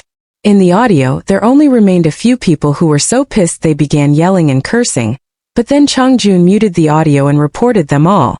The whole time Ruan Jiu Jiu just sat there watching, and now she couldn't help but feel a bit startled. "I thought you didn't know how to play FPS games." Jun calmly made a noise of acknowledgement. Merely dealing with some trash, he was more than capable. Ruan Jiu Jiu remembered that she was still mad at Jun, but because they were sitting so closely right now she couldn't put up a cold expression on her face. She cleared her throat and grabbed back her phone. With an expressionless look on her face she asked, "What do you want for dinner?" Jun's eyes lit up. "Sweet and sour fish." "Oh, noodles will do." Jun. Ruan Jiu Jiu poached an egg for the noodles, dividing it between herself and Jun. His half was a reward for taking revenge for her in the game. When a woman declared hostilities with you, the war truly began. Boss Chung gazed at the small little half of an egg in front of him with an extremely gloomy expression. But he knew that if he opened his mouth and said so much as a single word, "Forget about the egg," he probably wouldn't even have soup to eat. He decided to first just eat the half of the egg, or else it might even disappear before his eyes. Ruan Jiu Jiu asked, "What should we do with the steak?" Jun's response was very quick-witted. "Up to you. Then let's just eat it tomorrow for lunch with other veggies. We just need to heat it up." The next day, Boss Chung waited patiently until lunchtime. When he opened his lunchbox, he discovered that there was only a small portion of steak inside. Jun. Passing by from behind, Tunan flicked a glance over and then stopped and asked in astonishment, "Boss, can you even get full off such a small piece?" Jun's faint gaze landed on the main offender. It was as if Tunan's back was pierced with a sharp needle and his forehead instantly broke out in cold sweat. He asked subserviently, "How about I get you something to eat?" "No need." These events proved that one cannot offend a foodie, nor can one offend the cook. During lunch, Ruan Jiu Jiu polished off 1.5 steaks together with the accompanying rice and veggies. She almost stuffed herself to death. Suddenly, a feeling of guilt emerged in her heart. She didn't know if Jun had eaten his fill or not. The amount of food he usually ate was much more than her. Next to her, Mr. Meng clicked his tongue and said, "Your lunch is so extravagant, rich people man. Well, it's a waste not to eat it." Full of malicious resentment, she thought for a moment and decided to cook extra food for Jun tonight. She really didn't want to have dreams again about mice nibbling away on food. Today work was a bit busy. Ruan Jiu Jiu worked overtime until it was dark outside, finally finishing everything up, and was so tired her back felt sore. After a long pause, she finally stood up and stretched. Just then her phone beeped. It was a message from Jun. "Are you done with things?" Ruan Jiu Jiu. At this hour, most of the employees had already gotten off work and the hallways were deserted. The only workers left were those in the tech maintenance department and customer service workers who were on shift. Ruan Jiu Jiu walked out of the office and was just about to head to the parking lot when she saw a familiar figure. It gave her a huge shock. "How did you get in?" To her astonishment, it was Su Baiying.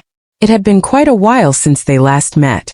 Su Baiying had lost her usual bright and clean beautiful appearance. Her skin was dull, her eyes looked tired and haggard, and she had lost a lot of weight. However, there was a forceful glint of calculation in her eyes that made you feel a bit horrified when you looked into them. If you're looking for Guyu, he isn't here. I didn't come here looking for him. I came here looking for you. Ruan Jiu Jiu. Su Baiying spat out each word one by one, enunciating every syllable clearly like she was clamping down on Ruan Jiu Jiu with her teeth.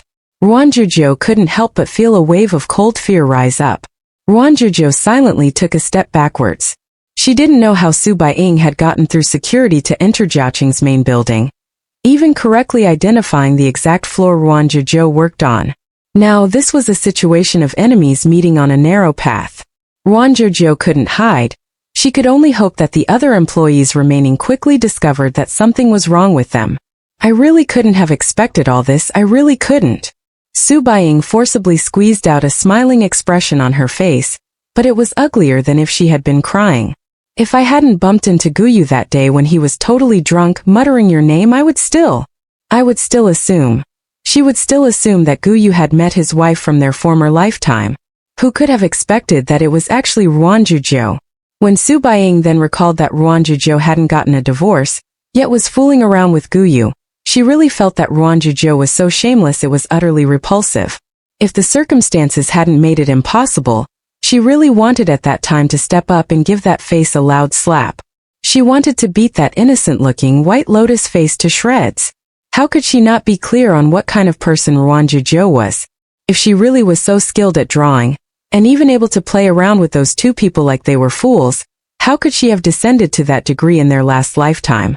I thought that it was only I that. Su Baiying thinned her lips. You too. Ruan Jiu Jiu. What? You two were reborn. Looking at Ruan Jiu Jiu's manner, she should have been reborn even earlier than her. Only that could explain how she had seized every opportunity. Su Baiying could only resent herself for being too careless, not thinking that another reborn person could have appeared, which let someone else grab all the key turning points, leading to the miserable straits she was in now. Ruan Jiu Jiu understood in a flash. Su Baiying unexpectedly assumed that she was also reborn? Perhaps if you called it rebirth you might not be wrong. It was only that she used someone else's outer shell to be reborn into, and even knew all the plot points that Su Baiying didn't. Ruan Jiu Jiu shook her head. I don't understand what you're saying. If it's about Guyu, sorry, but it's impossible for anything to happen between us. And I won't give him a single chance. It was possible for her to get divorced, it was possible for her to get together with someone else, but as for who that someone else was, never in a million years could they be Guyu. Then what's your actual purpose? How many others are you keeping hanging? You've really played your cards well, a lover outside, a husband at home, and you yourself pretending to be innocent. It really makes one feel sick to their stomach. Su Baiying's words were really unpleasant to the ear. Ruan Jiu Jiu didn't want to bicker with her. If they got into an argument at the office and kicked up a huge fuss, Su Baiying could walk away without any adverse impact, but she still had to continue working here. She was clear on what little scheme Su Baiying was planning in her head. It could only be that she was picking a fight with her on purpose to create some scandals for Ruan Jiu Jiu. Unfortunately for her, Ruan Jiu Jiu didn't take the bait. She envisioned Su Baiying as a moldy potato, and her heart instantly lightened up. Leave.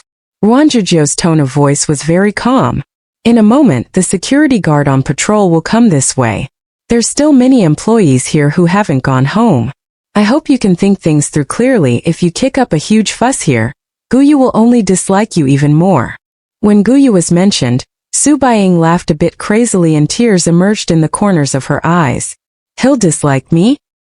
He still doesn't have enough reason not to like me. Ruan Jiu Jiu froze, her mind blank. She had merely assumed that Guyu and Su Baiying had a falling out, but to her surprise, there were already deep cracks dividing the two. Seeing the despair on Su Baiying's face when she brought up Guyu, Ruan Jiu Jiu realized that maybe way back at a time and place she didn't know, the bond between the male and female leads had already undergone massive changes. Taking advantage of the moment when she was frozen in terror, Su Baiying abandoned all pretenses and cried, "There isn't any happiness in my life anymore, so what gives you the right to be happy? Her white moonlight, her childhood sweetheart. How could they all be twisted around the finger of a woman like her? She couldn't accept it. Su Baiying's sole motivation was to kick up a huge fuss about this. She wanted Ruan Jiu Jiu to have just as bad of a reputation as herself, to be trapped in the same kind of muddy sludge, unable to escape. Only then would Su Baiying be able to accept her lot contentedly. Ruan Jiu Jiu could no longer wait for others to come up to this floor. Before her, the look in Su Baiying's eyes was growing more and more peculiar, and she cursed inwardly. She swept a glance out of the corner of her eye at the emergency exit. It looked like her only remaining option was to run. At that exact moment, Su Baiying's eyes hardened into ice shards and she pushed Ruan Jiu Jiu with all her strength. Su Baiying's plan was to wait for Ruan Jiu Jiu to strike back, at which point she would start screaming at the top of her lungs to attract the attention of the security guards. In the best-case scenario, their fight would go viral online, letting everyone see in the end how insufferable the so-called master artist Ruan Jiu Jiu was. Ruan Jiu Jiu's original intent was to dodge to the side. Unfortunately for her, after an entire day of work, her body was stiff all over. She forcefully twisted to the side, her muscles moving ahead of her mind before she could react. Her head leaned backwards as she toppled over. In a second, the back of her skull was about to crash into the corner of a table. If she wasn't careful, this could result in a fatal injury. Oh no no no. A miserable thought flashed through Ruan Jiu Jiu's mind. Would a bump like this cost her her old life? Su Baiying let out an ear-piercing screech. Someone's movements were a step faster and a figure flashed forwards, grabbing onto Ruan Jiu Jiu. Ruan Jiu Jiu only saw the floor and ceiling flip over before her eyes into a blur. And then her arm was held fast in a tight grip, pulling her to fall into someone's embrace. Whoever it was fell backwards onto the floor with the momentum of their pull, letting out a faint, suppressed groan of pain. The thrilling sequence of events scared the wits out of Ruan Jiu Jiu. She froze blankly for a few seconds before promptly crying out Cheng Jun's name. Cheng Jun! Cheng Jun! Are you okay? Having done his duty as a human meat shield, Cheng Jun had taken quite a heavy fall. Not a muscle in his face moved. He didn't even furrow his brow slightly. He stared without blinking at Ruan Jiu Jiu, a sliver of lingering fear leaking out from his eyes. That was an expression that Ruan Jiu Jiu had never seen before in his eyes, but at this moment she didn't have the time to stop and consider what the true cause of that might be. Ruan Jiu Jiu was worried that she had crushed Cheng Jun to the ground too heavily. Before she could get up, her waist was gripped in a tight vice, binding her so tightly she almost couldn't take a breath. Somewhat panicked, she heard the sound of Cheng Jun's heartbeat pounding. All of his muscles were tightly tensed, so rigid that he was like a piece of rock. Only the hand that held onto Ruan Jiu Jiu's back trembled. Its tremors were very obvious. Ruan Jiu Jiu lay on top of Cheng Jun, not daring to even breathe too deeply. She stared blankly, seeing some fresh blood seep through Cheng Jun's clothes at his shoulder, dyeing his gray sweatshirt a reddish-black color that looked sinister and frightening. Ruan Jiu Jiu was so terrified, tears began to brim in her eyes. You're bleeding. Quick, we need to go to the hospital. Don't move. Don't move. Cheng Jun's voice croaked out hoarsely, but he didn't relax the grip of his hands. Let me hold on for a bit. It was like he was dreaming, yet the pain made everything feel so sharp and distinct that he couldn't bear to let go. Next to them, Su Baiying was scared out of her mind. She was just about to turn and run when Tu Nan and the others, leading a group of security guards, blocked her way.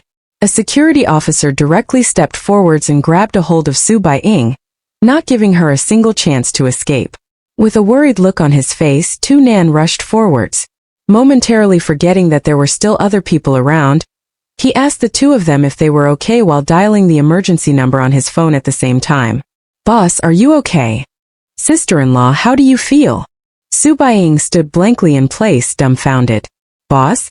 Sister-in-law? Wait, was the Tu Nan who was in front of her eyes not actually Jiaqing's big boss? A bad premonition burst forth in her heart. It was said that Jiaqing had a mysterious big boss that had never made an appearance. The rumors were veiled in layers and layers of mystery. Could it be Cheng Jun he? Su Baiying's face paled as white as a sheet of paper. To everyone's shock, she fainted over on the spot. Cheng Jun's right shoulder had been slashed when he fell on the shards of an empty glass ink bottle that had broken on the floor. In her panic, Ruan Jiu Jiu hadn't noticed at all that an ink bottle had fallen. Thankfully, due to the protection of his clothes, he avoided more glass shards injuring his skin. Just seeing the situation made Ruan Jiu Jiu anxious. Chung Jun was supported out to treat his injuries and Su Baiying was brought out for a diagnosis.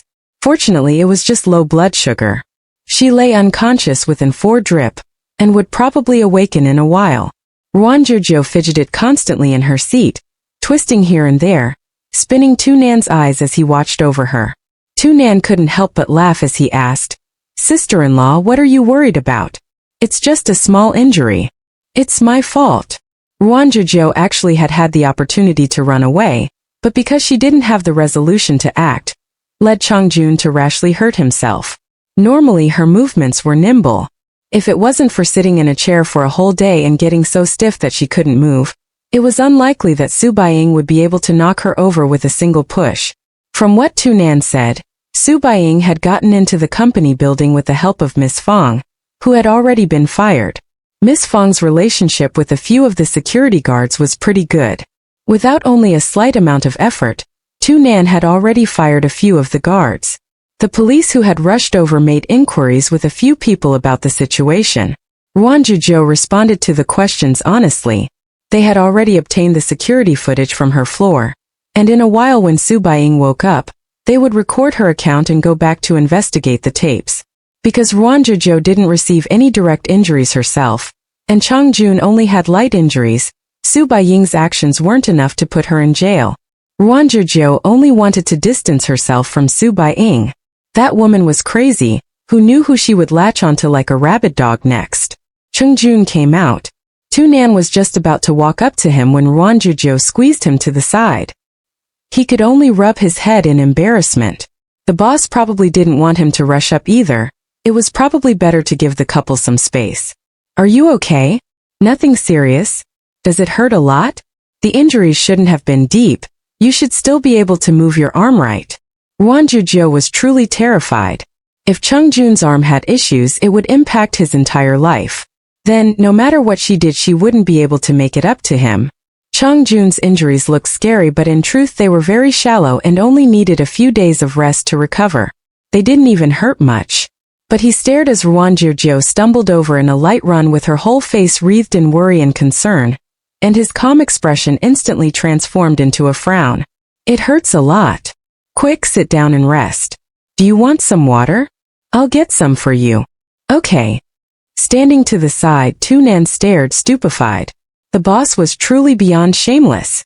Chung Jun drank some warm water as Ruan Jiu Jiu busied herself about taking care of him. She was basically on the verge of making him lie down and sleep. Tu Nan watched, the muscles in his straight face twitching. When Chung Jun shot a death stare at him out of the corner of his eye, he immediately burst out in sweat and pretended that he didn't see anything. Just at this time a nurse came over and informed them that Su Baiying had awoken. Chung Jun subconsciously tried to stand up, but Ruan Jiu Jiu pressed him back down and coaxed him like he was a child. "Just sit tight here.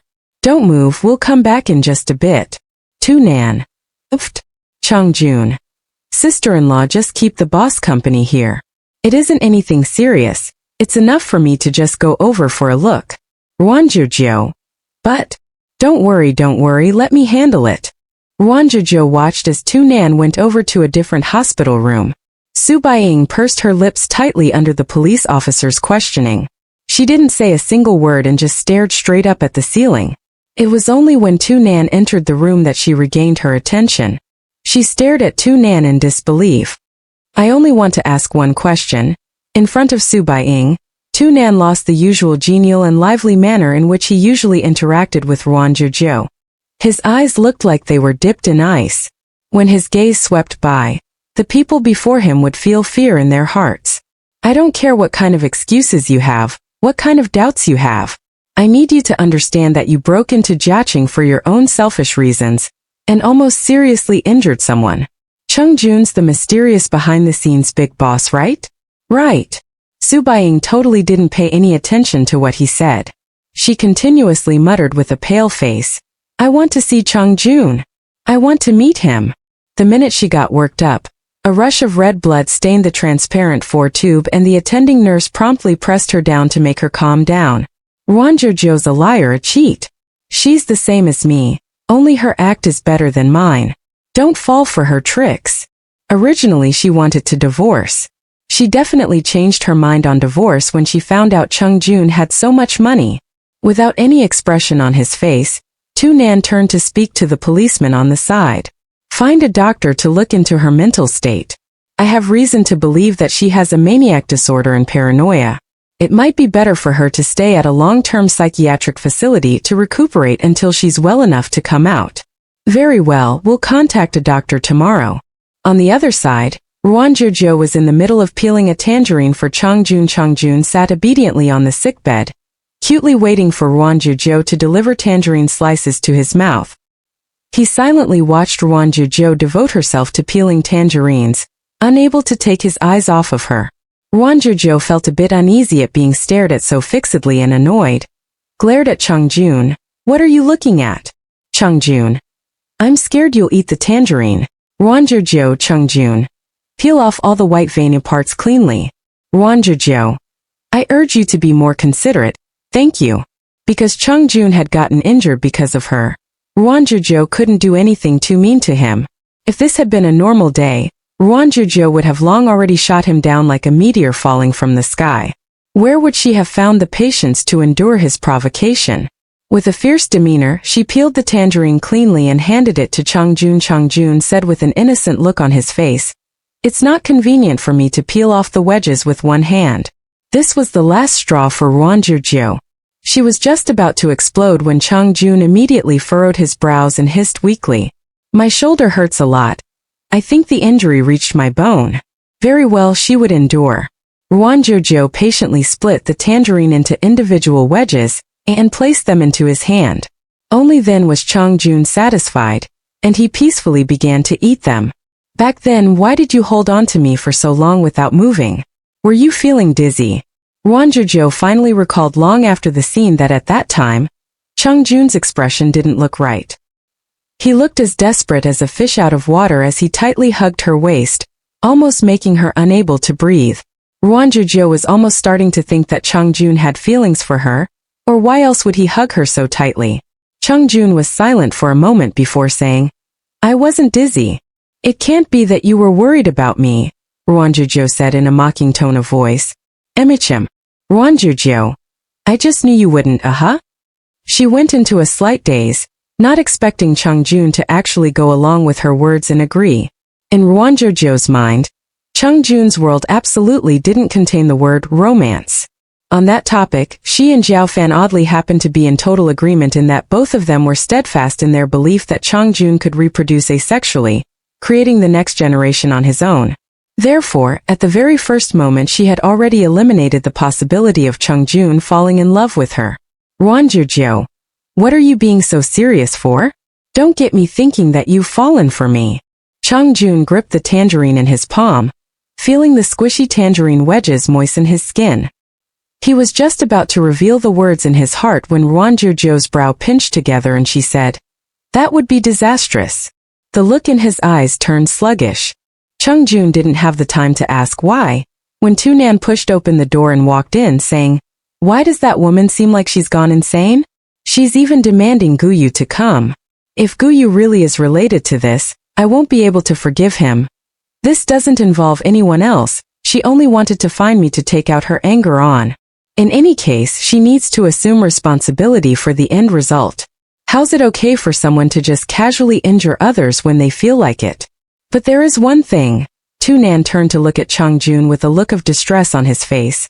"Boss, I accidentally let my tongue slip. What should we do?" Chung Jun returned to his senses. He had a very indifferent look on his face as he slowly said, "If it's been exposed, let's just expose it." While they were talking, Guyu arrived. The instant he stepped through the door he saw Su Baiying lying on the hospital bed with an unwilling look on her face, her hair in a mess and her eyes red. Unexpectedly, it was a somewhat frightening scene. Guyu was silent for a moment before he spoke. "Have you made enough of a fuss yet? You Gij. You came to see me." The expression on Su Baiying's face looked like she was wronged. "Listen to me, they've all been fooled by that woman Ruan Jiu Jiu. She isn't at all the kind of person they think she is. It's all a show she's putting on, she." Stop talking about this. Gu Yu had a stern look in his eye, no longer appearing as gentle and reserved as he usually did. He walked over to the side of Su Baiying's sickbed. If you keep making such a mess, I'll tell Uncle and Aunt everything that you've done. I can't look after you anymore. No. Her parents were still waiting expectantly for the news of her and Gu Yu's marriage. Over the last few days, the two of them were still excitedly discussing where they should hold the wedding. Su Baiying absolutely did not want to let them know that there was no hope left for anything between her and Gu Yu, and more so she didn't want those useless people to see her making a fool of herself. Su Baiying helplessly grabbed onto Gu Yu's clothes. Believe me, okay? She already knew long ago that you would make huge leaps in your career. The reason she didn't get a divorce was also because she knew Chang Jun was rich, and that he was a huge CEO. She's never been genuine or honest at all. Su Baiying. Gu Yu was obviously extremely infuriated. Did aunt and uncle raise you to be someone who slanders others' reputations outside like this? Su Baiying was still unresigned and bit her lip. I'm not lying. That Ruan Jiu Jiu definitely didn't have any good intentions.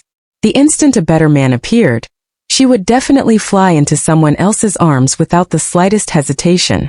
The look in Gu Yu's eyes as he gazed at her held a deep disappointment, as well as extreme indifference. There's already news media reporters hanging around outside waiting for a story. It'd be best if you just remain calm and don't make groundless claims. If Tu Nan intends to sue you, I won't side with you. Su Baiying didn't dare believe him. Then you're going to side with Ruan Jiu Jiu? For what reason? Who's the person who's known you for so many years, that has been friends with you since childhood? Gu Yu pulled away the corner of his jacket. My Baiying Mimi doesn't exist anymore. After dropping that line, he turned and left. Gu Yu came out of the ward. When he lifted his eyes, his gaze bumped into a man leaning on the wall. A black jacket was draped over his shoulders and he leaned against the cold ceramic tiles on the wall without much expression on his face. A pair of phoenix eyes carelessly flickered over towards Gu Yu, and even the look in his eyes was very indifferent. Feeling a sense of absurdity, Gu Yu's mind whirled as he wondered, back then on the other side of the computer screen, did List also look at him in the same way as he overestimated himself? It truly made one feel anger, yet at the same time a kind of powerlessness. How's your shoulder? It's not serious? A few months ago, Gu Yu had injured his wrist and at that moment he felt a slight sense of camaraderie. Chang Jun withdrew his gaze, and even his eyes emitted a feeling of coolness. He slowly let out a cold scoff. Not that bad. Then that's good. Oh yeah, how's Ruan Jiu Jiu? Chang Jun took a sidelong glance at him. He couldn't be bothered to respond. A few large words were written in his eyes. None of your goddamn business. Tu Nan had gone out to take care of some matters related to Su Baiying. Hopeful members of the media were still eagerly hanging around outside, so he naturally couldn't spare Chang Jun any attention. Naturally, Chang Jun also didn't need Tu Nan to look after him. Therefore, errands like buying Yakult fell into Ruan Jiu Jiu's hands. Chang Jun only wanted to send away Ruan Jiu Jiu, as he spoke a few lines to Gu Yu. I won't let anyone hurt her no matter who they are. Gu Yu had a solemn look in his eyes. I have the same intentions as you. Still remember what I said to you? Don't waste your time. Gu Yu frowned. AI? Gu Yu, what are you doing here? From far away came the sound of Ruan Jiu Jiu's voice. It's related to our matter, isn't it? When she thought about it, it made sense. Su Baiying didn't have a single person she recognized by her side. Aside from calling Gu Yu over to support her, it was likely that she didn't have any other options. When Gu Yu realized the words Ruan Jiu Jiu didn't say, he subconsciously refuted. I didn't come here to help speak for her. Don't worry, we'll rely on evidence to do all the talking. Ruan Jiu Jiu shook her head, not wanting to discuss Su Baiying any longer. You're fine, right? You didn't get hurt? Gu Yu asked with deep concern. Ruan Jiu Jiu laughed as she said, No, Chang Jun suddenly made a suppressed groan, coincidentally breaking off the conversation between the two. Ruan Jiu Jiu's gaze quickly shifted over to Chang Jun. Does your arm still hurt? Why did you run out here before they said it was okay? Boss Chang, who just had a careless and cool vibe in front of Gu Yu, half collapsed as Gu Yu stared flabbergasted. The sharp and imposing air around him instantly scattered to the winds as he weakly held onto his injured shoulder, saying, I was a bit worried because I couldn't find you. Ruan Jiu Jiu truly wanted to roll her eyes and ask who was the one who had just asked her to go by Yakult. But every time Chung Jun showed his weak side, drooping pitifully and looking as helpless as a baby animal, Ruan Jiu Jiu couldn't bring herself to put her foot down. She sighed. Didn't I say I'd be back in just a moment? Come on. Okay. Chung Jun went with Ruan Jiu Jiu into his ward, leaving Guyu alone amidst his feelings of amazement and bitterness. He really couldn't have expected that there was also a day that Chung Jun lowered himself to use such a disgraceful method. This kind of thinking where one worried about obtaining something and worried about losing it when they had it. But then again, he didn't know what thoughts were in the mind of the person in question. To be honest, he actually felt admiring and jealous to death. The doctor repeatedly lectured Ruan Jiu Jiu on the important things to consider, with the main points warning her not to let his wound get wet, don't let him do any strenuous activity, and to get a good rest. Originally it was just a small injury, and the doctor didn't even think it was necessary to have a talk. It was merely that Chung Jun, who was sitting to the side, stared at him with a look that made his scalp go numb. The doctor silently considered to himself that this could be regarded as benefiting the relationship between the couple, and so he conscientiously told Ruan Jiu Jiu a long list of unnecessary things to watch out for. Ruan Jiu Jiu memorized them one after the other. When the two of them returned home, Chung Jun sat down on the sofa and said, I want to eat stewed lamb chops. You're injured, how can you eat mutton? Then fish. You can't eat fish either. What will we do if your wound gets inflamed? Ruan Jiu Jiu was very worried about if the wound took too long to heal, preventing Chung Jun from functioning normally in the future.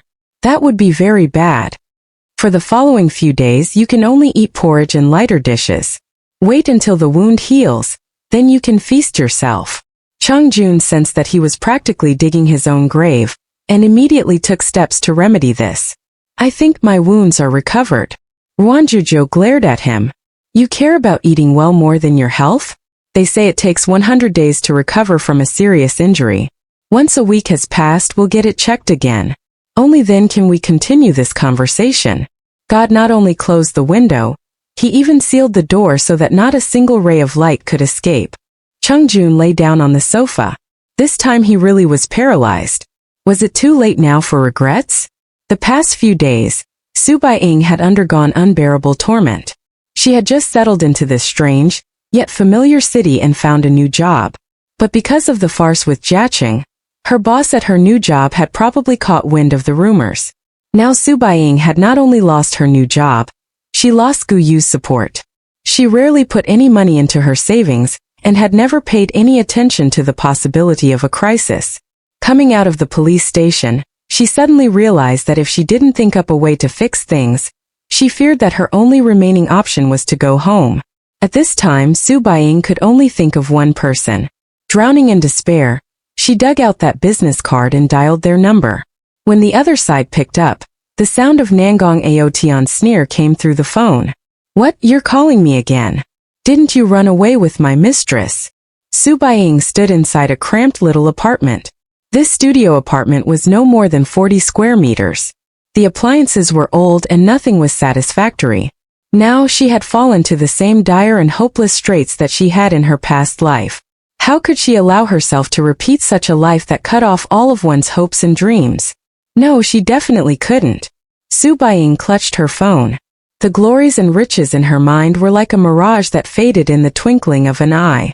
She only wanted to pass her days more comfortably. Was that so wrong? Why did everyone always look at her like she had committed some grave crimes? Su Baiying couldn't reconcile herself to it. She wiped away her tears with desperation in her heart. There was nothing left between her and Guyu. Chung Jun was even more impossible. A guy like that, how could he ever love someone else? She only had one more option left, which was to climb up the ladder at Nangong Aotion's side. Even though he wasn't a good partner and compared to Guyu besides having money, he didn't have a single good point. But being rich was also a kind of strong point. With every word she said, her voice shook. I want to follow you. Nangong Aotion snorted and said with contempt, Do you think I'm the kind of person who picks up other scraps? Don't fool yourself, I've never accepted used goods. Su Baiying, who had just been dubbed as used goods, tightly gripped her phone. Her whole body trembled as she was so enraged she almost dropped her act. She patiently endured it and said, "What if I have information that can be used against Jiaqing?" Nangong Aotian coldly responded, "Do you think I'll believe you this time?" Su Baiying took a deep breath. "How about we meet in person to talk?" Once Ruan Jiu Jiu's sordid past was exposed for the world to see, she wanted to see what they would do. Out on the streets, there was a huge buzz due to the exciting gossip about Jiaqing that said that the big boss of the company was finally showing his face. The rumors grew more and more outlandish as they spread, and Tu Nan was so busy he couldn't catch a breath. When Chang Jun's photo was exposed online, the whole internet was simultaneously in an uproar. One by one, people focused on one point: fuck. Jiaqing's boss was so hot. The blur used in the paparazzi pics actually didn't reduce his attractiveness by a single point. Not only that, Jiaqing also didn't suffer any reputational damage from how they had covered up his identity. Instead, Chang Jun's photo caused a massive army of female fans to rise up. They stormed over to Jiaqing's official blog to spam hubby and begged Chang Jun to make a public appearance. The level of fanaticism that they demonstrated could be categorized as belonging to a celebrity with a massive following of hardcore stans. The official blog was silent for a long while before making a short post. It was a single sticker that read, "Don't even think about it." At the same time, there was a comment praising Chang Jun for already being married for a few years. His wife was the skilled artist Fat Birds Fly First, and the two of them had been a two-key couple throughout their marriage, neither of them ever revealing anything regarding his identity. Once again, a crowd of people ran over to Fat Birds Fly First's Weibo to ask for confirmation. After running in circles and staring at Ruan Jiu Jiu's Weibo updates, many of them unexpectedly were converted into her fans. Thus, outside of Ruan Jiu Jiu's notice, she gained a new appellation. Hot CEO's pampered wife Ruan Jiu Jiu, who saw this nickname when she came online. The company's employees were even more astonished. They originally thought Ruan Jiu Jiu was just a paratrooper who had some connections with Tu Nan. Who would have expected that she was actually the wife of the legendary behind-the-scenes boss? This was too benevolent. They were so low-key that none of them had any inkling. In other words, the boss's wife worked alongside them, yet they didn't even cherish this opportunity and instead pressured her to drink with them. When they recalled that day that Chang Jun brought Ruan Jiu Jiu home, and the expression on his face that wasn't very good, the handful of employees who had forced drinks on her practically looked green in the face. For multiple nights in a row, they wrote self-reflections, begging their boss to pass it on to Tu Nan. In comparison, the real big boss lived comfortably and leisurely at home, drinking 2 bowls of plain white congee. Ruan Jiu Jiu's skills were very good, so even originary plain white congee, when paired with sour and salty little side dishes, was something you could shovel down your throat in great quantities.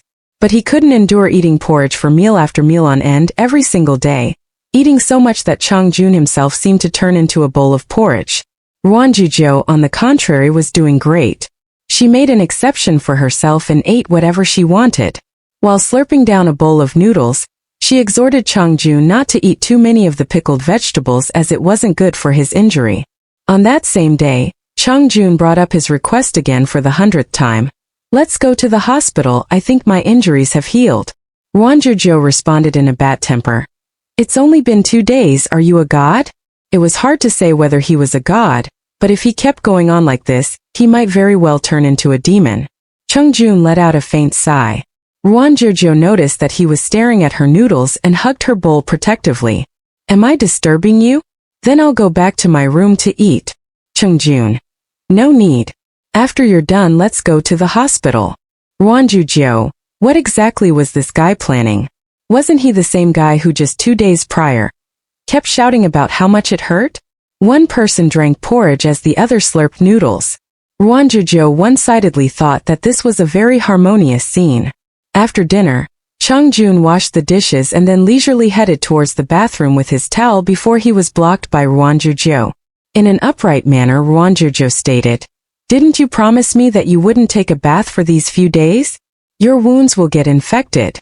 It was fine to skip showering for a day, but after going 2 days without a bath, he couldn't shake off the feeling that there was a smell like his body was getting moldy.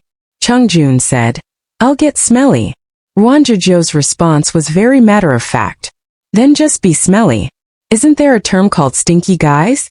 If you can't even stand your own smell, how can you expect others to stand it? Chung Jun was struck speechless. He couldn't even come up with a response.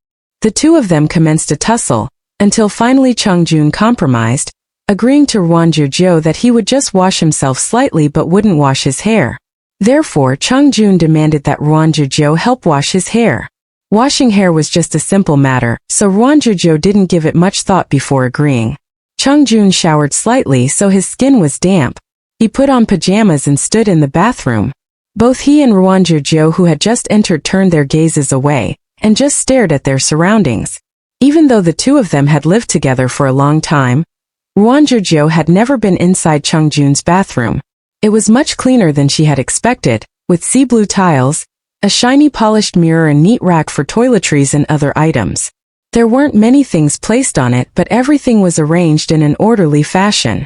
"Whoa, your bathroom's quite pretty." Ruan Jiu Jiu held the shower head and patted Chung Jun's neck to signal him to lower his head. He obediently lowered his head, but he was very tall, so the sink bowl didn't come up high enough and the whole scene looked a bit wonky. Ruan Jiu Jiu muttered under her breath, "What's the point of growing so tall? To compliment you." Hearing that, Ruan Jiu Jiu was dumbstruck. She immediately put on a fierce look and pressed his neck down. "Now isn't the time to be naughty. Stand properly, I'm going to turn on the hot water." Sure enough, Ruan Jiu Jiu shouldn't have thought too much of Chung Jun. From the start of the hair washing process to the end, there wasn't a single peaceful moment. "The water's too hot. There's not enough water. It's cold, turn it hotter a bit. The shampoo. Shut up." Ruan Jiu Jiu was a bit menacing. Chung Jun, who had his head, held his tongue, and then after a period of time slowly said, "The shampoo's gotten in my eye." "Ah, sorry. What's your problem? Why didn't you say so earlier?" After washing his hair, Ruan Jiu Jiu helped him dry his hair with the hairdryer. She turned on the hot air and lightly blew Chung Jun's hair. Chung Jun's hair appeared a bit messy with a slight curl at its ends. The black strands looked like they would be soft to the touch, but when you felt it gave your hand a stiff and prickly sensation. Ruan Jiu Jiu pulled his hair this way and that way like she was shucking corn, in order to help it dry faster. The sound of Chung Jun's voice was very low. "It is okay to ask why." The sound of the hairdryer was a bit loud, so Ruan Jiu Jiu said, "Why what? Speak up a bit. Why you feel like it would be disastrous?" "Pa." The hairdryer's cord was a bit short, and when Ruan Jiu Jiu yanked on it slightly, it suddenly came out of the socket. The buzzing noise that it had been making just then suddenly vanished, so coincidentally she could distinctly hear what Chung Jun said. It took a few seconds before Ruan Jiu Jiu could react. Chung Jun was apparently talking about their conversation at the hospital that day. It could be said that the time it took this guy's brain to respond to stimuli was extremely long. 2 days had passed, yet unexpectedly, he could still recall that matter and bring it up. Ruan Jiu Jiu truly admired him. His hair was pretty much dry. Ruan Jiu Jiu rubbed his dog head and bundled back up the hairdryer's cord. "I understand your way of thinking. Men have their egos, so even if it's just a hypothetical possibility, they'll still care about something like that. The reasoning is very simple. Because there's no feelings between us, if feelings emerged that would be disastrous." To make a comparison, Ruan Jiu Jiu's feelings for Chung Jun were more like the kind you have for a friend, a relative, a special kind of person you could depend on.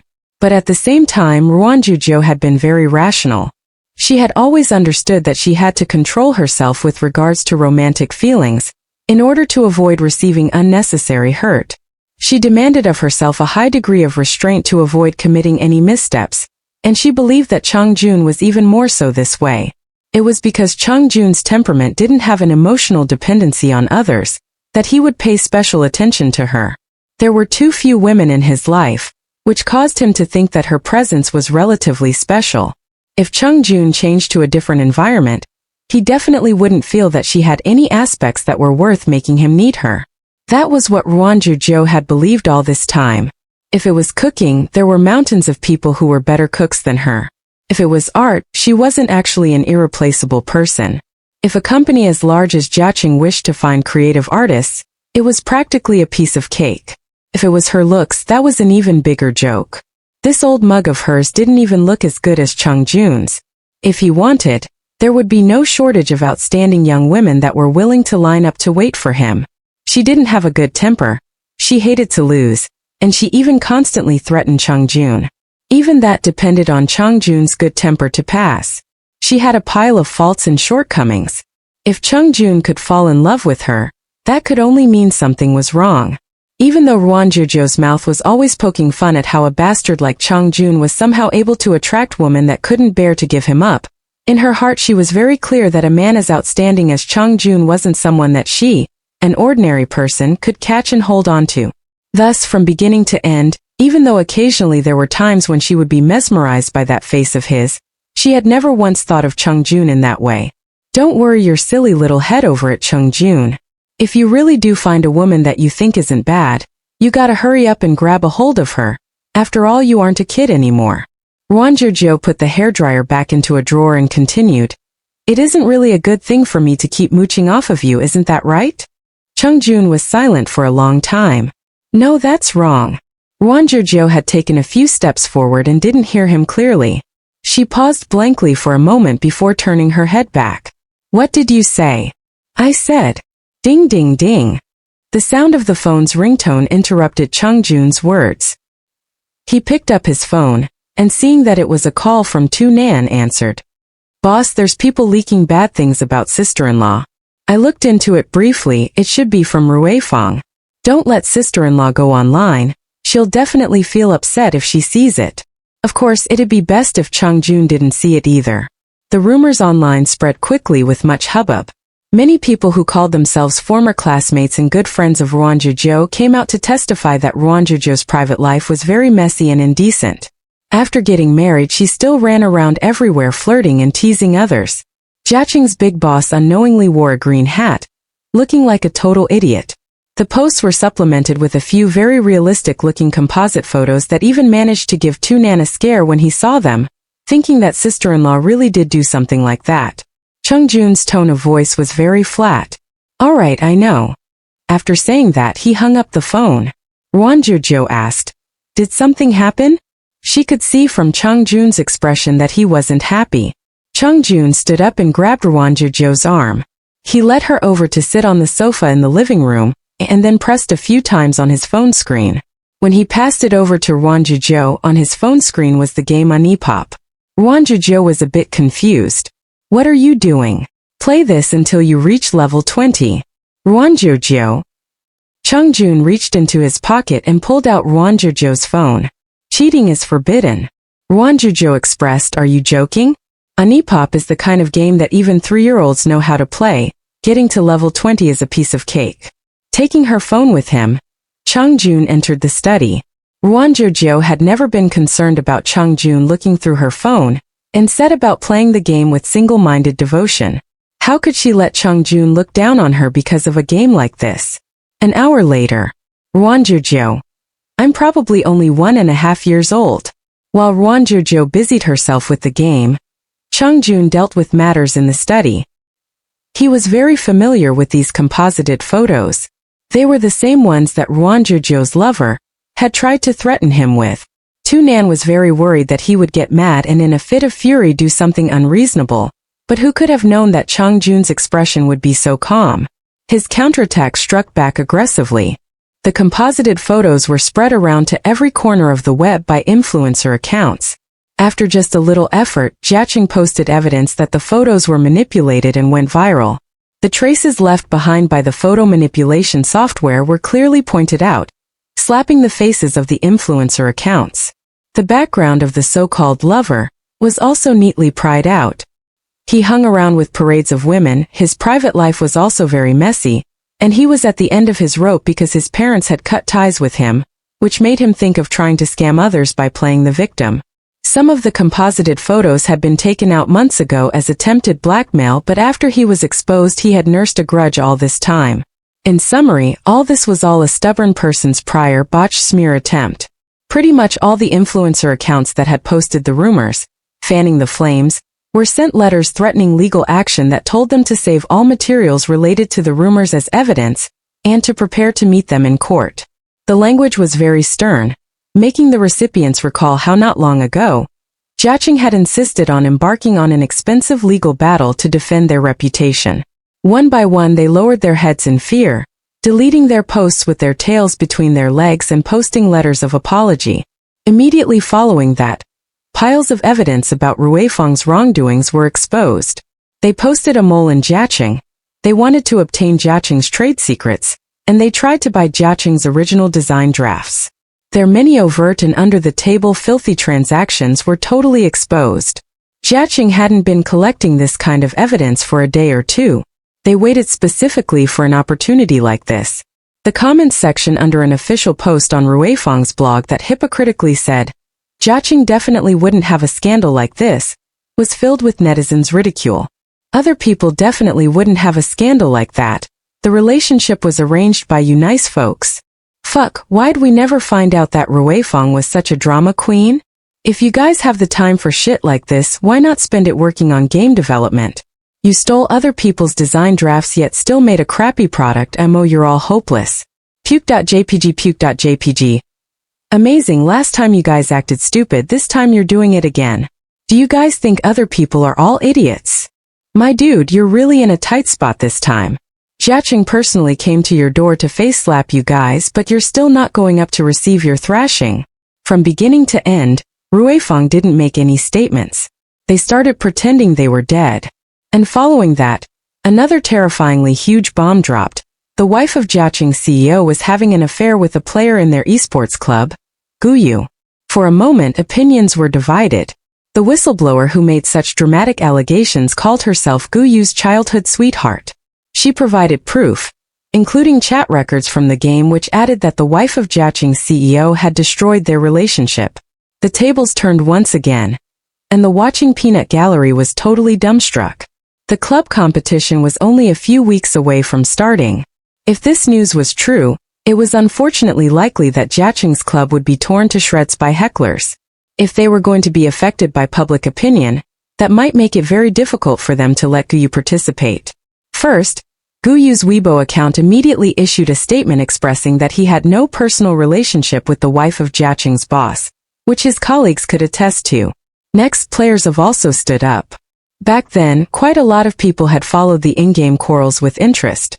A few well-known players in the guild Dance of Many Moons had Weibo accounts, and one by one they came out to provide their testimony. And then, everyone immediately realized something. Hold up, Jiaqing's CEO is List? List is Jiu Jiu's husband? Jiu Jiu is the artist Fat Birds Fly First? The two of them have already been married for how many years? Fuck. A video of the time List had gotten angry and fought around for a woman rapidly shot up the ranks and became the top trending topic. Netizens who saw it were all flabbergasted. Wasn't this a little too cool?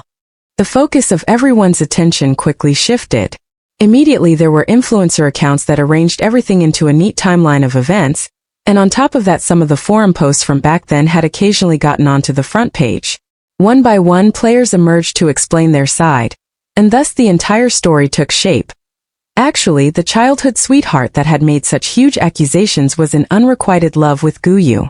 The two of them weren't actually together. The childhood sweetheart Light Breeze by Ying didn't only start rumors on the internet, she tried to stir up trouble for the player Jiu Jiu, which was the same as provoking the wife of Jiaqing's boss. And in the end, the tables were reversed and she was the one who was face-slapped. Everything was all Light Breeze by Ying, aka the current so-called exposer's one-sided statements. Guyu had never actually committed to anything in the chat record she attached. Immediately, Su Baiying transformed in everyone's eyes from the victim into a patient suffering delusions. Under the pressure, her side account went dark. This turn of events made her really experience what true internet rage felt like. It was tough work for the netizens. They ran over to Jiaqing's official company blog to eat popcorn, then to Ruifang's. After scurrying over to Shi Baiying's side account they then stopped by Guyu's. And finally after circling back to Jiaqing's to finish eating the popcorn they hustled over to Fat Birds Fly First Weibo to leave messages of consolation for her. Who could have known that the person involved was still locked in an inescapable struggle with Anipop? After things had finally halfway settled down, Jiaqing dropped another huge bomb. The official blog published a statement which could be condensed down to, Jiaqing is dropping Ruifang as a business partner, and will not collaborate with them now or in the future. Their minds and consciences were clear. Underneath the serious post was a comment pinned to the top of the discussion that instantly changed the tone to become lighthearted. "Oh yeah, our boss also said that divorce is impossible." Keku.jpg, that post swept everyone into an uproar. Even though Jiaqing was a massive company with a bright future, they had given up a lot of collaborations due to the conflict with Ruifang, and this could be regarded as a very daring and ruthless move. Their Weibo account practically became a party for all the netizens. One influencer account immediately jumped on the hype train and listed all the companies that had partnerships with Jiaqing or Ruifang. All the companies that collaborated with Jiaqing were big, brand name companies, and one by one, their Weibo accounts wittily posted evidence of their contracts with Jiaqing, adding "We're friendlies, don't open fire." Those with an appetite for popcorn ate popcorn, those with an appetite for dog food ate dog food, and Jiaqing's new game was forced into trending. Ruan Jiu Jiu's Weibo account had already totally been taken over by others. There were comments comforting her, comments that were just there to participate in the gossip, messages of congratulations, jealous messages full of spite and admiration. There were comments begging them to get married already, to which there were people that immediately reminded the commenter that she was already the boss's wife. The comment thread begging them to get married quickly turned into a discussion denouncing their PDA. Tunin called and asked, "Boss, do you want to book a conference to show your face?" Chungjun. N. Just like Iron Man announced he was Iron Man and Black Panther announced he was Black Panther. "You want to do it too?" Chungjun. With a slam he hung up on Tunan's call. In this new year, Tunan sensed that his position and career was in imminent danger. Of course, if he knew that he had, only a few hours ago, personally interrupted his boss's confession, it's likely that he would have chosen to perish on the spot. Ruan Jiu Jiu was still locked in battle with Anipop. Suddenly, the door to Chungjun's study was pushed open. He placed Ruan Jiu Jiu's phone on the coffee table. Ruan Jiu Jiu subconsciously scooted back into the couch, hiding his phone in her lap to prevent him from seeing its screen. Chungjun shot a glance at Ruan Jiu Jiu and asked, "What level are you on now?" Ruan Jiu Jiu. "Don't ask." Chungjun. Question mark. Ruan Jiu Jiu opted to quit the game and delete the app. Only then did she say with a straight face, "I completed too many levels, so to avoid scaring you it's better not to let you see." He took back his phone and slowly said, "I had a WeChat account registered." Ruan Jiu Jiu.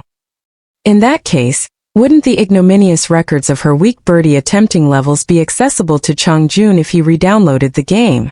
"You're not allowed to re-download it."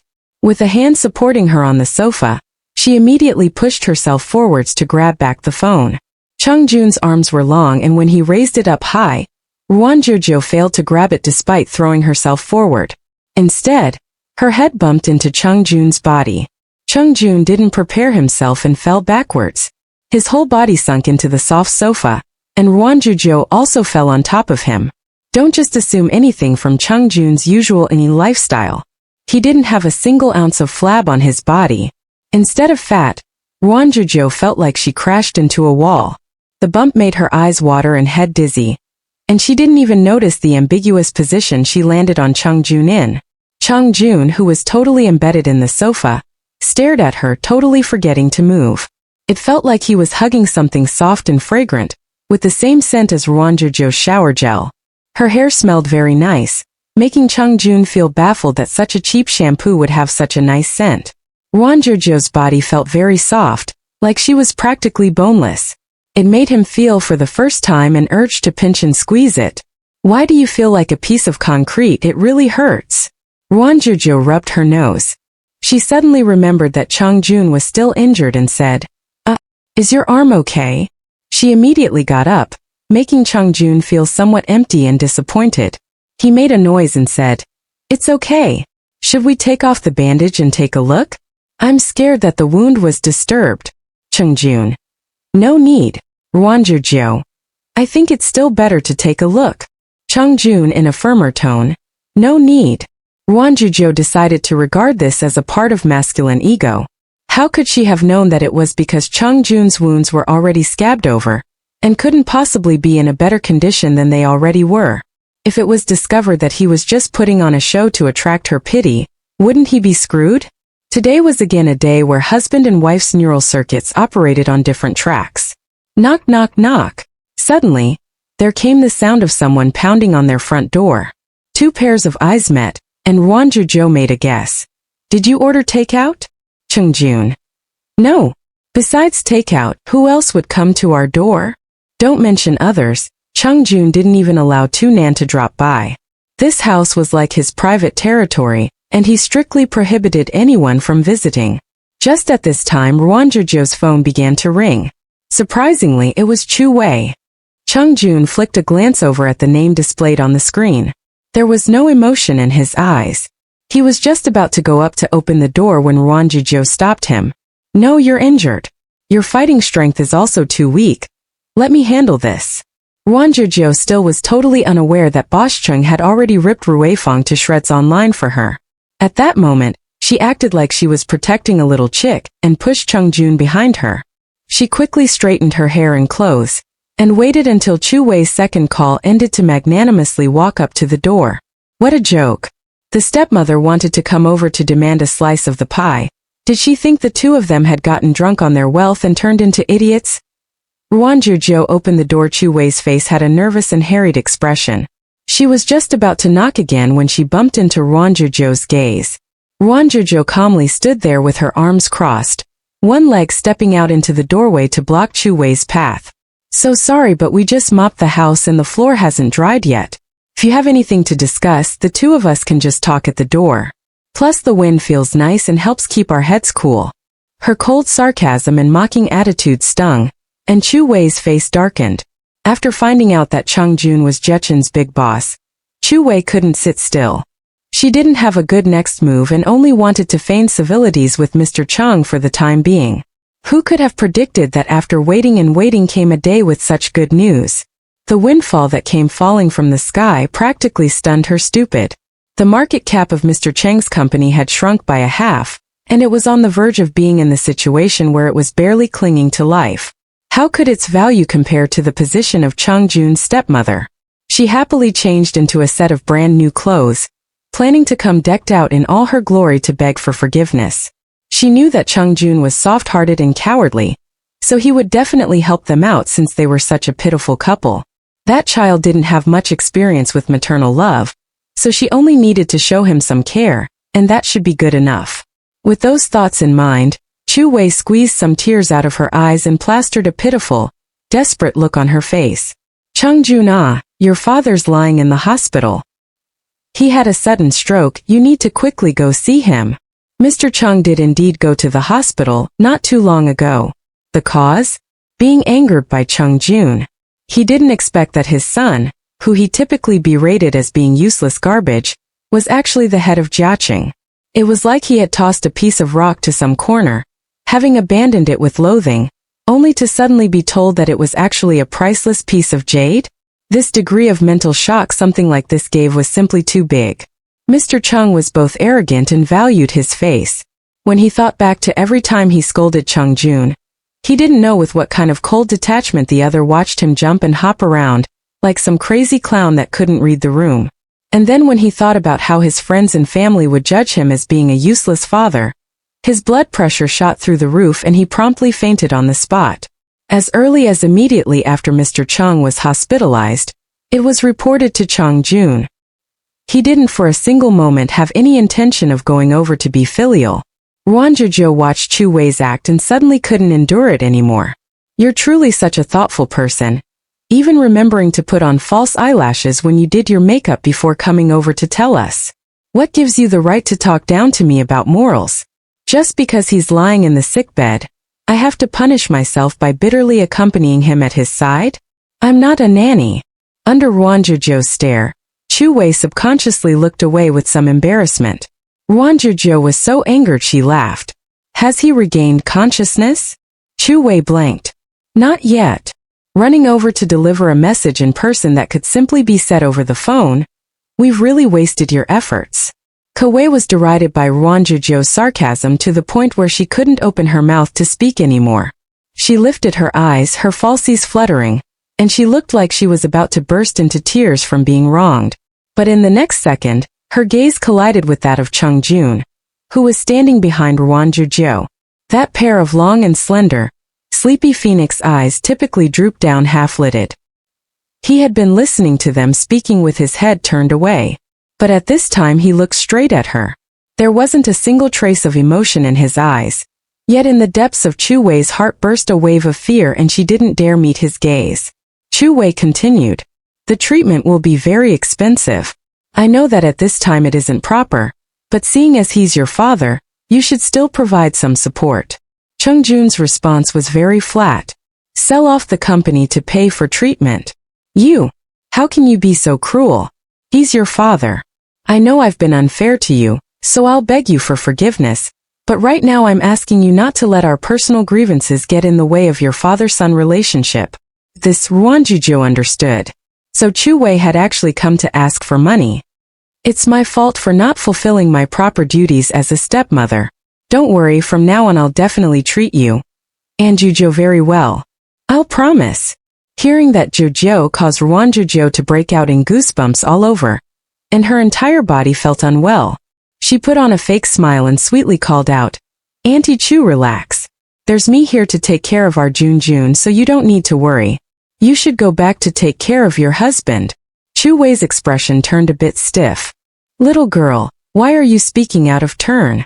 If it wasn't for her, would Ruan Jiu Jiu be able to savor such a rich and honorable lifestyle?" She simply didn't know how to appreciate others' good intentions. "Chung Jun, you say something too, ah. How can you allow your wife to have such bad manners?" Ruan Jiu Jiu cut in. "Sorry for the inconvenience, he listens to me. Chung Jun." Chu Wei was so pissed off her face was becoming twisted. "I'm your mother-in-law. Shut your mouth."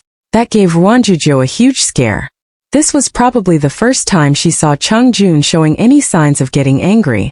Even though his expression on his face was very calm, and his tone of voice was as dull and monotonous as usual, his eyes stared fixedly at Chu Wei with a frigidity that would make your scalp go numb. His slow pace of speech at this time was akin to an admonishment. "That isn't your place." Chu Wei was terrified by his expression. Chung Jun couldn't be bothered to spare a single extra second on her. He pulled Ruan Jiu Jiu's arm, dragging her behind him, and slammed the door closed with a bang. Ruan Jiu Jiu realized that Chung Jun was truly angry. She cautiously tugged on his clothes and asked, "Are you okay?" "I'm fine." When Chung Jun looked towards her, he had already returned to normal. Ruan Jiu Jiu let out a sigh of relief. Really though, Chu Wei's as sticky as molasses. It's possible she'll attempt a different method after this. She won't. He would take care of it. He had promised her, so she didn't need to worry about it. Chung Jun suddenly reached out his hand and rubbed the soft hair on her head. It was like he was consoling a baby animal, and his movements were very light. Even the tone of his voice had a rarely seen intimacy and gentleness. Ruan Jiu Jiu turned her head away with some unease, dodging his hand. "Don't take advantage of me, okay?" Chung Jun had a look of total innocence on his face. "Advantage?" He looked remarkably like he was saying Ruan Jiu Jiu had something like that. Ruan Jiu Jiu. Seeing as Chung Jun was injured, she would let this one go. Since Chung Jun expressed that he wasn't going to let Ruan Jiu Jiu worry about it, Ruan Jiu Jiu decided not to pay it any more attention. Chung Jun would have his own way of resolving the issue. Chu Wei suppressed the fury in her heart and returned to the hospital. Mr. Chung had regained consciousness ages ago, and his state of mind wasn't too bad. But when he saw Chu Wei walk into his room looking dressed up to the nines, his temper immediately started to rise. "Where'd you go? Wasn't it for our sake that I endured such injustice? That boy Chung Jun simply doesn't know how to tell good from bad. Mr. Chung placed high importance on his face. When he found out that while he was unconscious, Chu Wei went to ask Chung Jun for money, he immediately blew his top and stretched out his hand to slap her. Chu Wei was dumbfounded by his strike. "You dare hit me? You simply don't want any face. I've never met a woman like you who doesn't care about anything except money." The more Mr. Chung spoke, the more worked up he got, until he was so angry his head felt faint. Suddenly, he seemed to lose control and his entire body shook, and then his head fell back onto the bed. At this, he ended up actually being hospitalized. Chung Ju sent someone over to pay for the treatment, and the assistant indeed followed instructions to the letter. However much the treatment cost was, he paid off and not a single cent more. This caused Chu Wei to get so anxious her eyes reddened, but she didn't have any other options and could only wait impatiently as she bitterly guarded Mr. Cheng's bedside. When she thickened her skin to ask the assistant for money, the refined-looking assistant pushed up his glasses. Then the bodyguard following behind him stepped forward to coldly stare at Chu Wei, scaring her to the point that her legs shook. The assistant smiled briefly. "Madam, if you lack money, I do have a solution for you. You can sell off your luxury bags and jewelry. I guarantee I can get you the highest possible prices." Chu Wei awkwardly responded, "No need, no need." After keeping her bitter vigil for so long, she actually wasn't able to get a single cent out of Chang Jun. On the contrary, she ended up wasting quite a lot of money attempting to butter up the assistant. He, on the other hand, didn't have any qualms about accepting money yet acted like he never heard of the concept of using bribes to get things done. Chu Wei wanted to cry but couldn't squeeze out any tears. On the other side, Ruan Jiu Jiu went on the internet. Only then did she discover that in only a few hours' effort spent on Onipop, the number of fans she had had multiplied a few times. The discussion was all either wishing her well or expressing envy of her. After sitting blankly for a minute, she finally figured out what was going on through the netizens' comments. When she went to the company, all the employees behaved politely and courteously to her. They waited on her like she was the father of the emperor, making Ruan Jiu Jiu feel a bit uncomfortable. Did this count as getting a genuine taste of what it was like to be the chairman's wife? Thinking of how the netizens called her domineering CEO's spoiled wifey, in almost every other sentence, Ruan Jiu Jiu didn't know whether to laugh or cry. Unexpectedly, she was speechless. Chang Jun's injury had recovered a lot, and tomorrow they were supposed to go over to take a look at it. Looking at him, you could tell he was very happy about that. Ruan Jiu Jiu sat on the sofa, ordering Chang Jun to peel a pomelo for her as she lazily watched TV. She flipped through the channels, but there were only a handful of things to watch. Feeling a strange sense of boredom, Ruan Jiu Jiu watched and watched until she began to feel drowsy. She yawned, squinting her eyes. By the time Chang Jun had finished peeling the pomelo, she had unexpectedly fallen asleep. Lately, she was swamped with work. When she closed her eyes, the eye bags under them looked as heavy as bruises, clearly the result of frequent overtime. The living room was very still, with not a peep of sound. Chang Jun stared at Ruan Jiu Jiu. She slept very deeply, but her brow was still furrowed in her sleep, as if even in her dreams she couldn't relax. He didn't know what she was dreaming about. When Chang Jun lightly pushed her, Ruan Jiu Jiu fell against him in a daze, muttering that she didn't want to get up. Chang Jun got up to allow Ruan Jiu Jiu to sleep more comfortably on the sofa. He found a blanket and covered her with it, tucking it in for her. At this time, Ruan Jiu Jiu was already in the deep phase of the sleep cycle. Her entire body was motionless except for her steady breathing. He originally was going to leave, but he paused in his steps and turned back around to squat halfway down in front of Ruan Jiu Jiu. Thinking back to her words, Chang Jun let out a sigh. After a long pause, he softly said, "I'm afraid it really will be disastrous." Trying to conceal his feelings was truly too difficult. He couldn't do it. After saying those words, he got up and left the living room. The lights in the room turned off. In the pitch-black living room, it was totally silent. Ruan Jiu Jiu, who was supposed to be deeply asleep, suddenly opened her eyes. Wrapped in a warm and soft blanket, she stared blankly up at the ceiling as if she was lost in thought. The story has begun. Stay tuned to see how Ruan Jiu Jiu takes control of her fate. If you enjoyed this preview, don't forget to like, share, subscribe and turn on notifications. You won't want to miss what's next.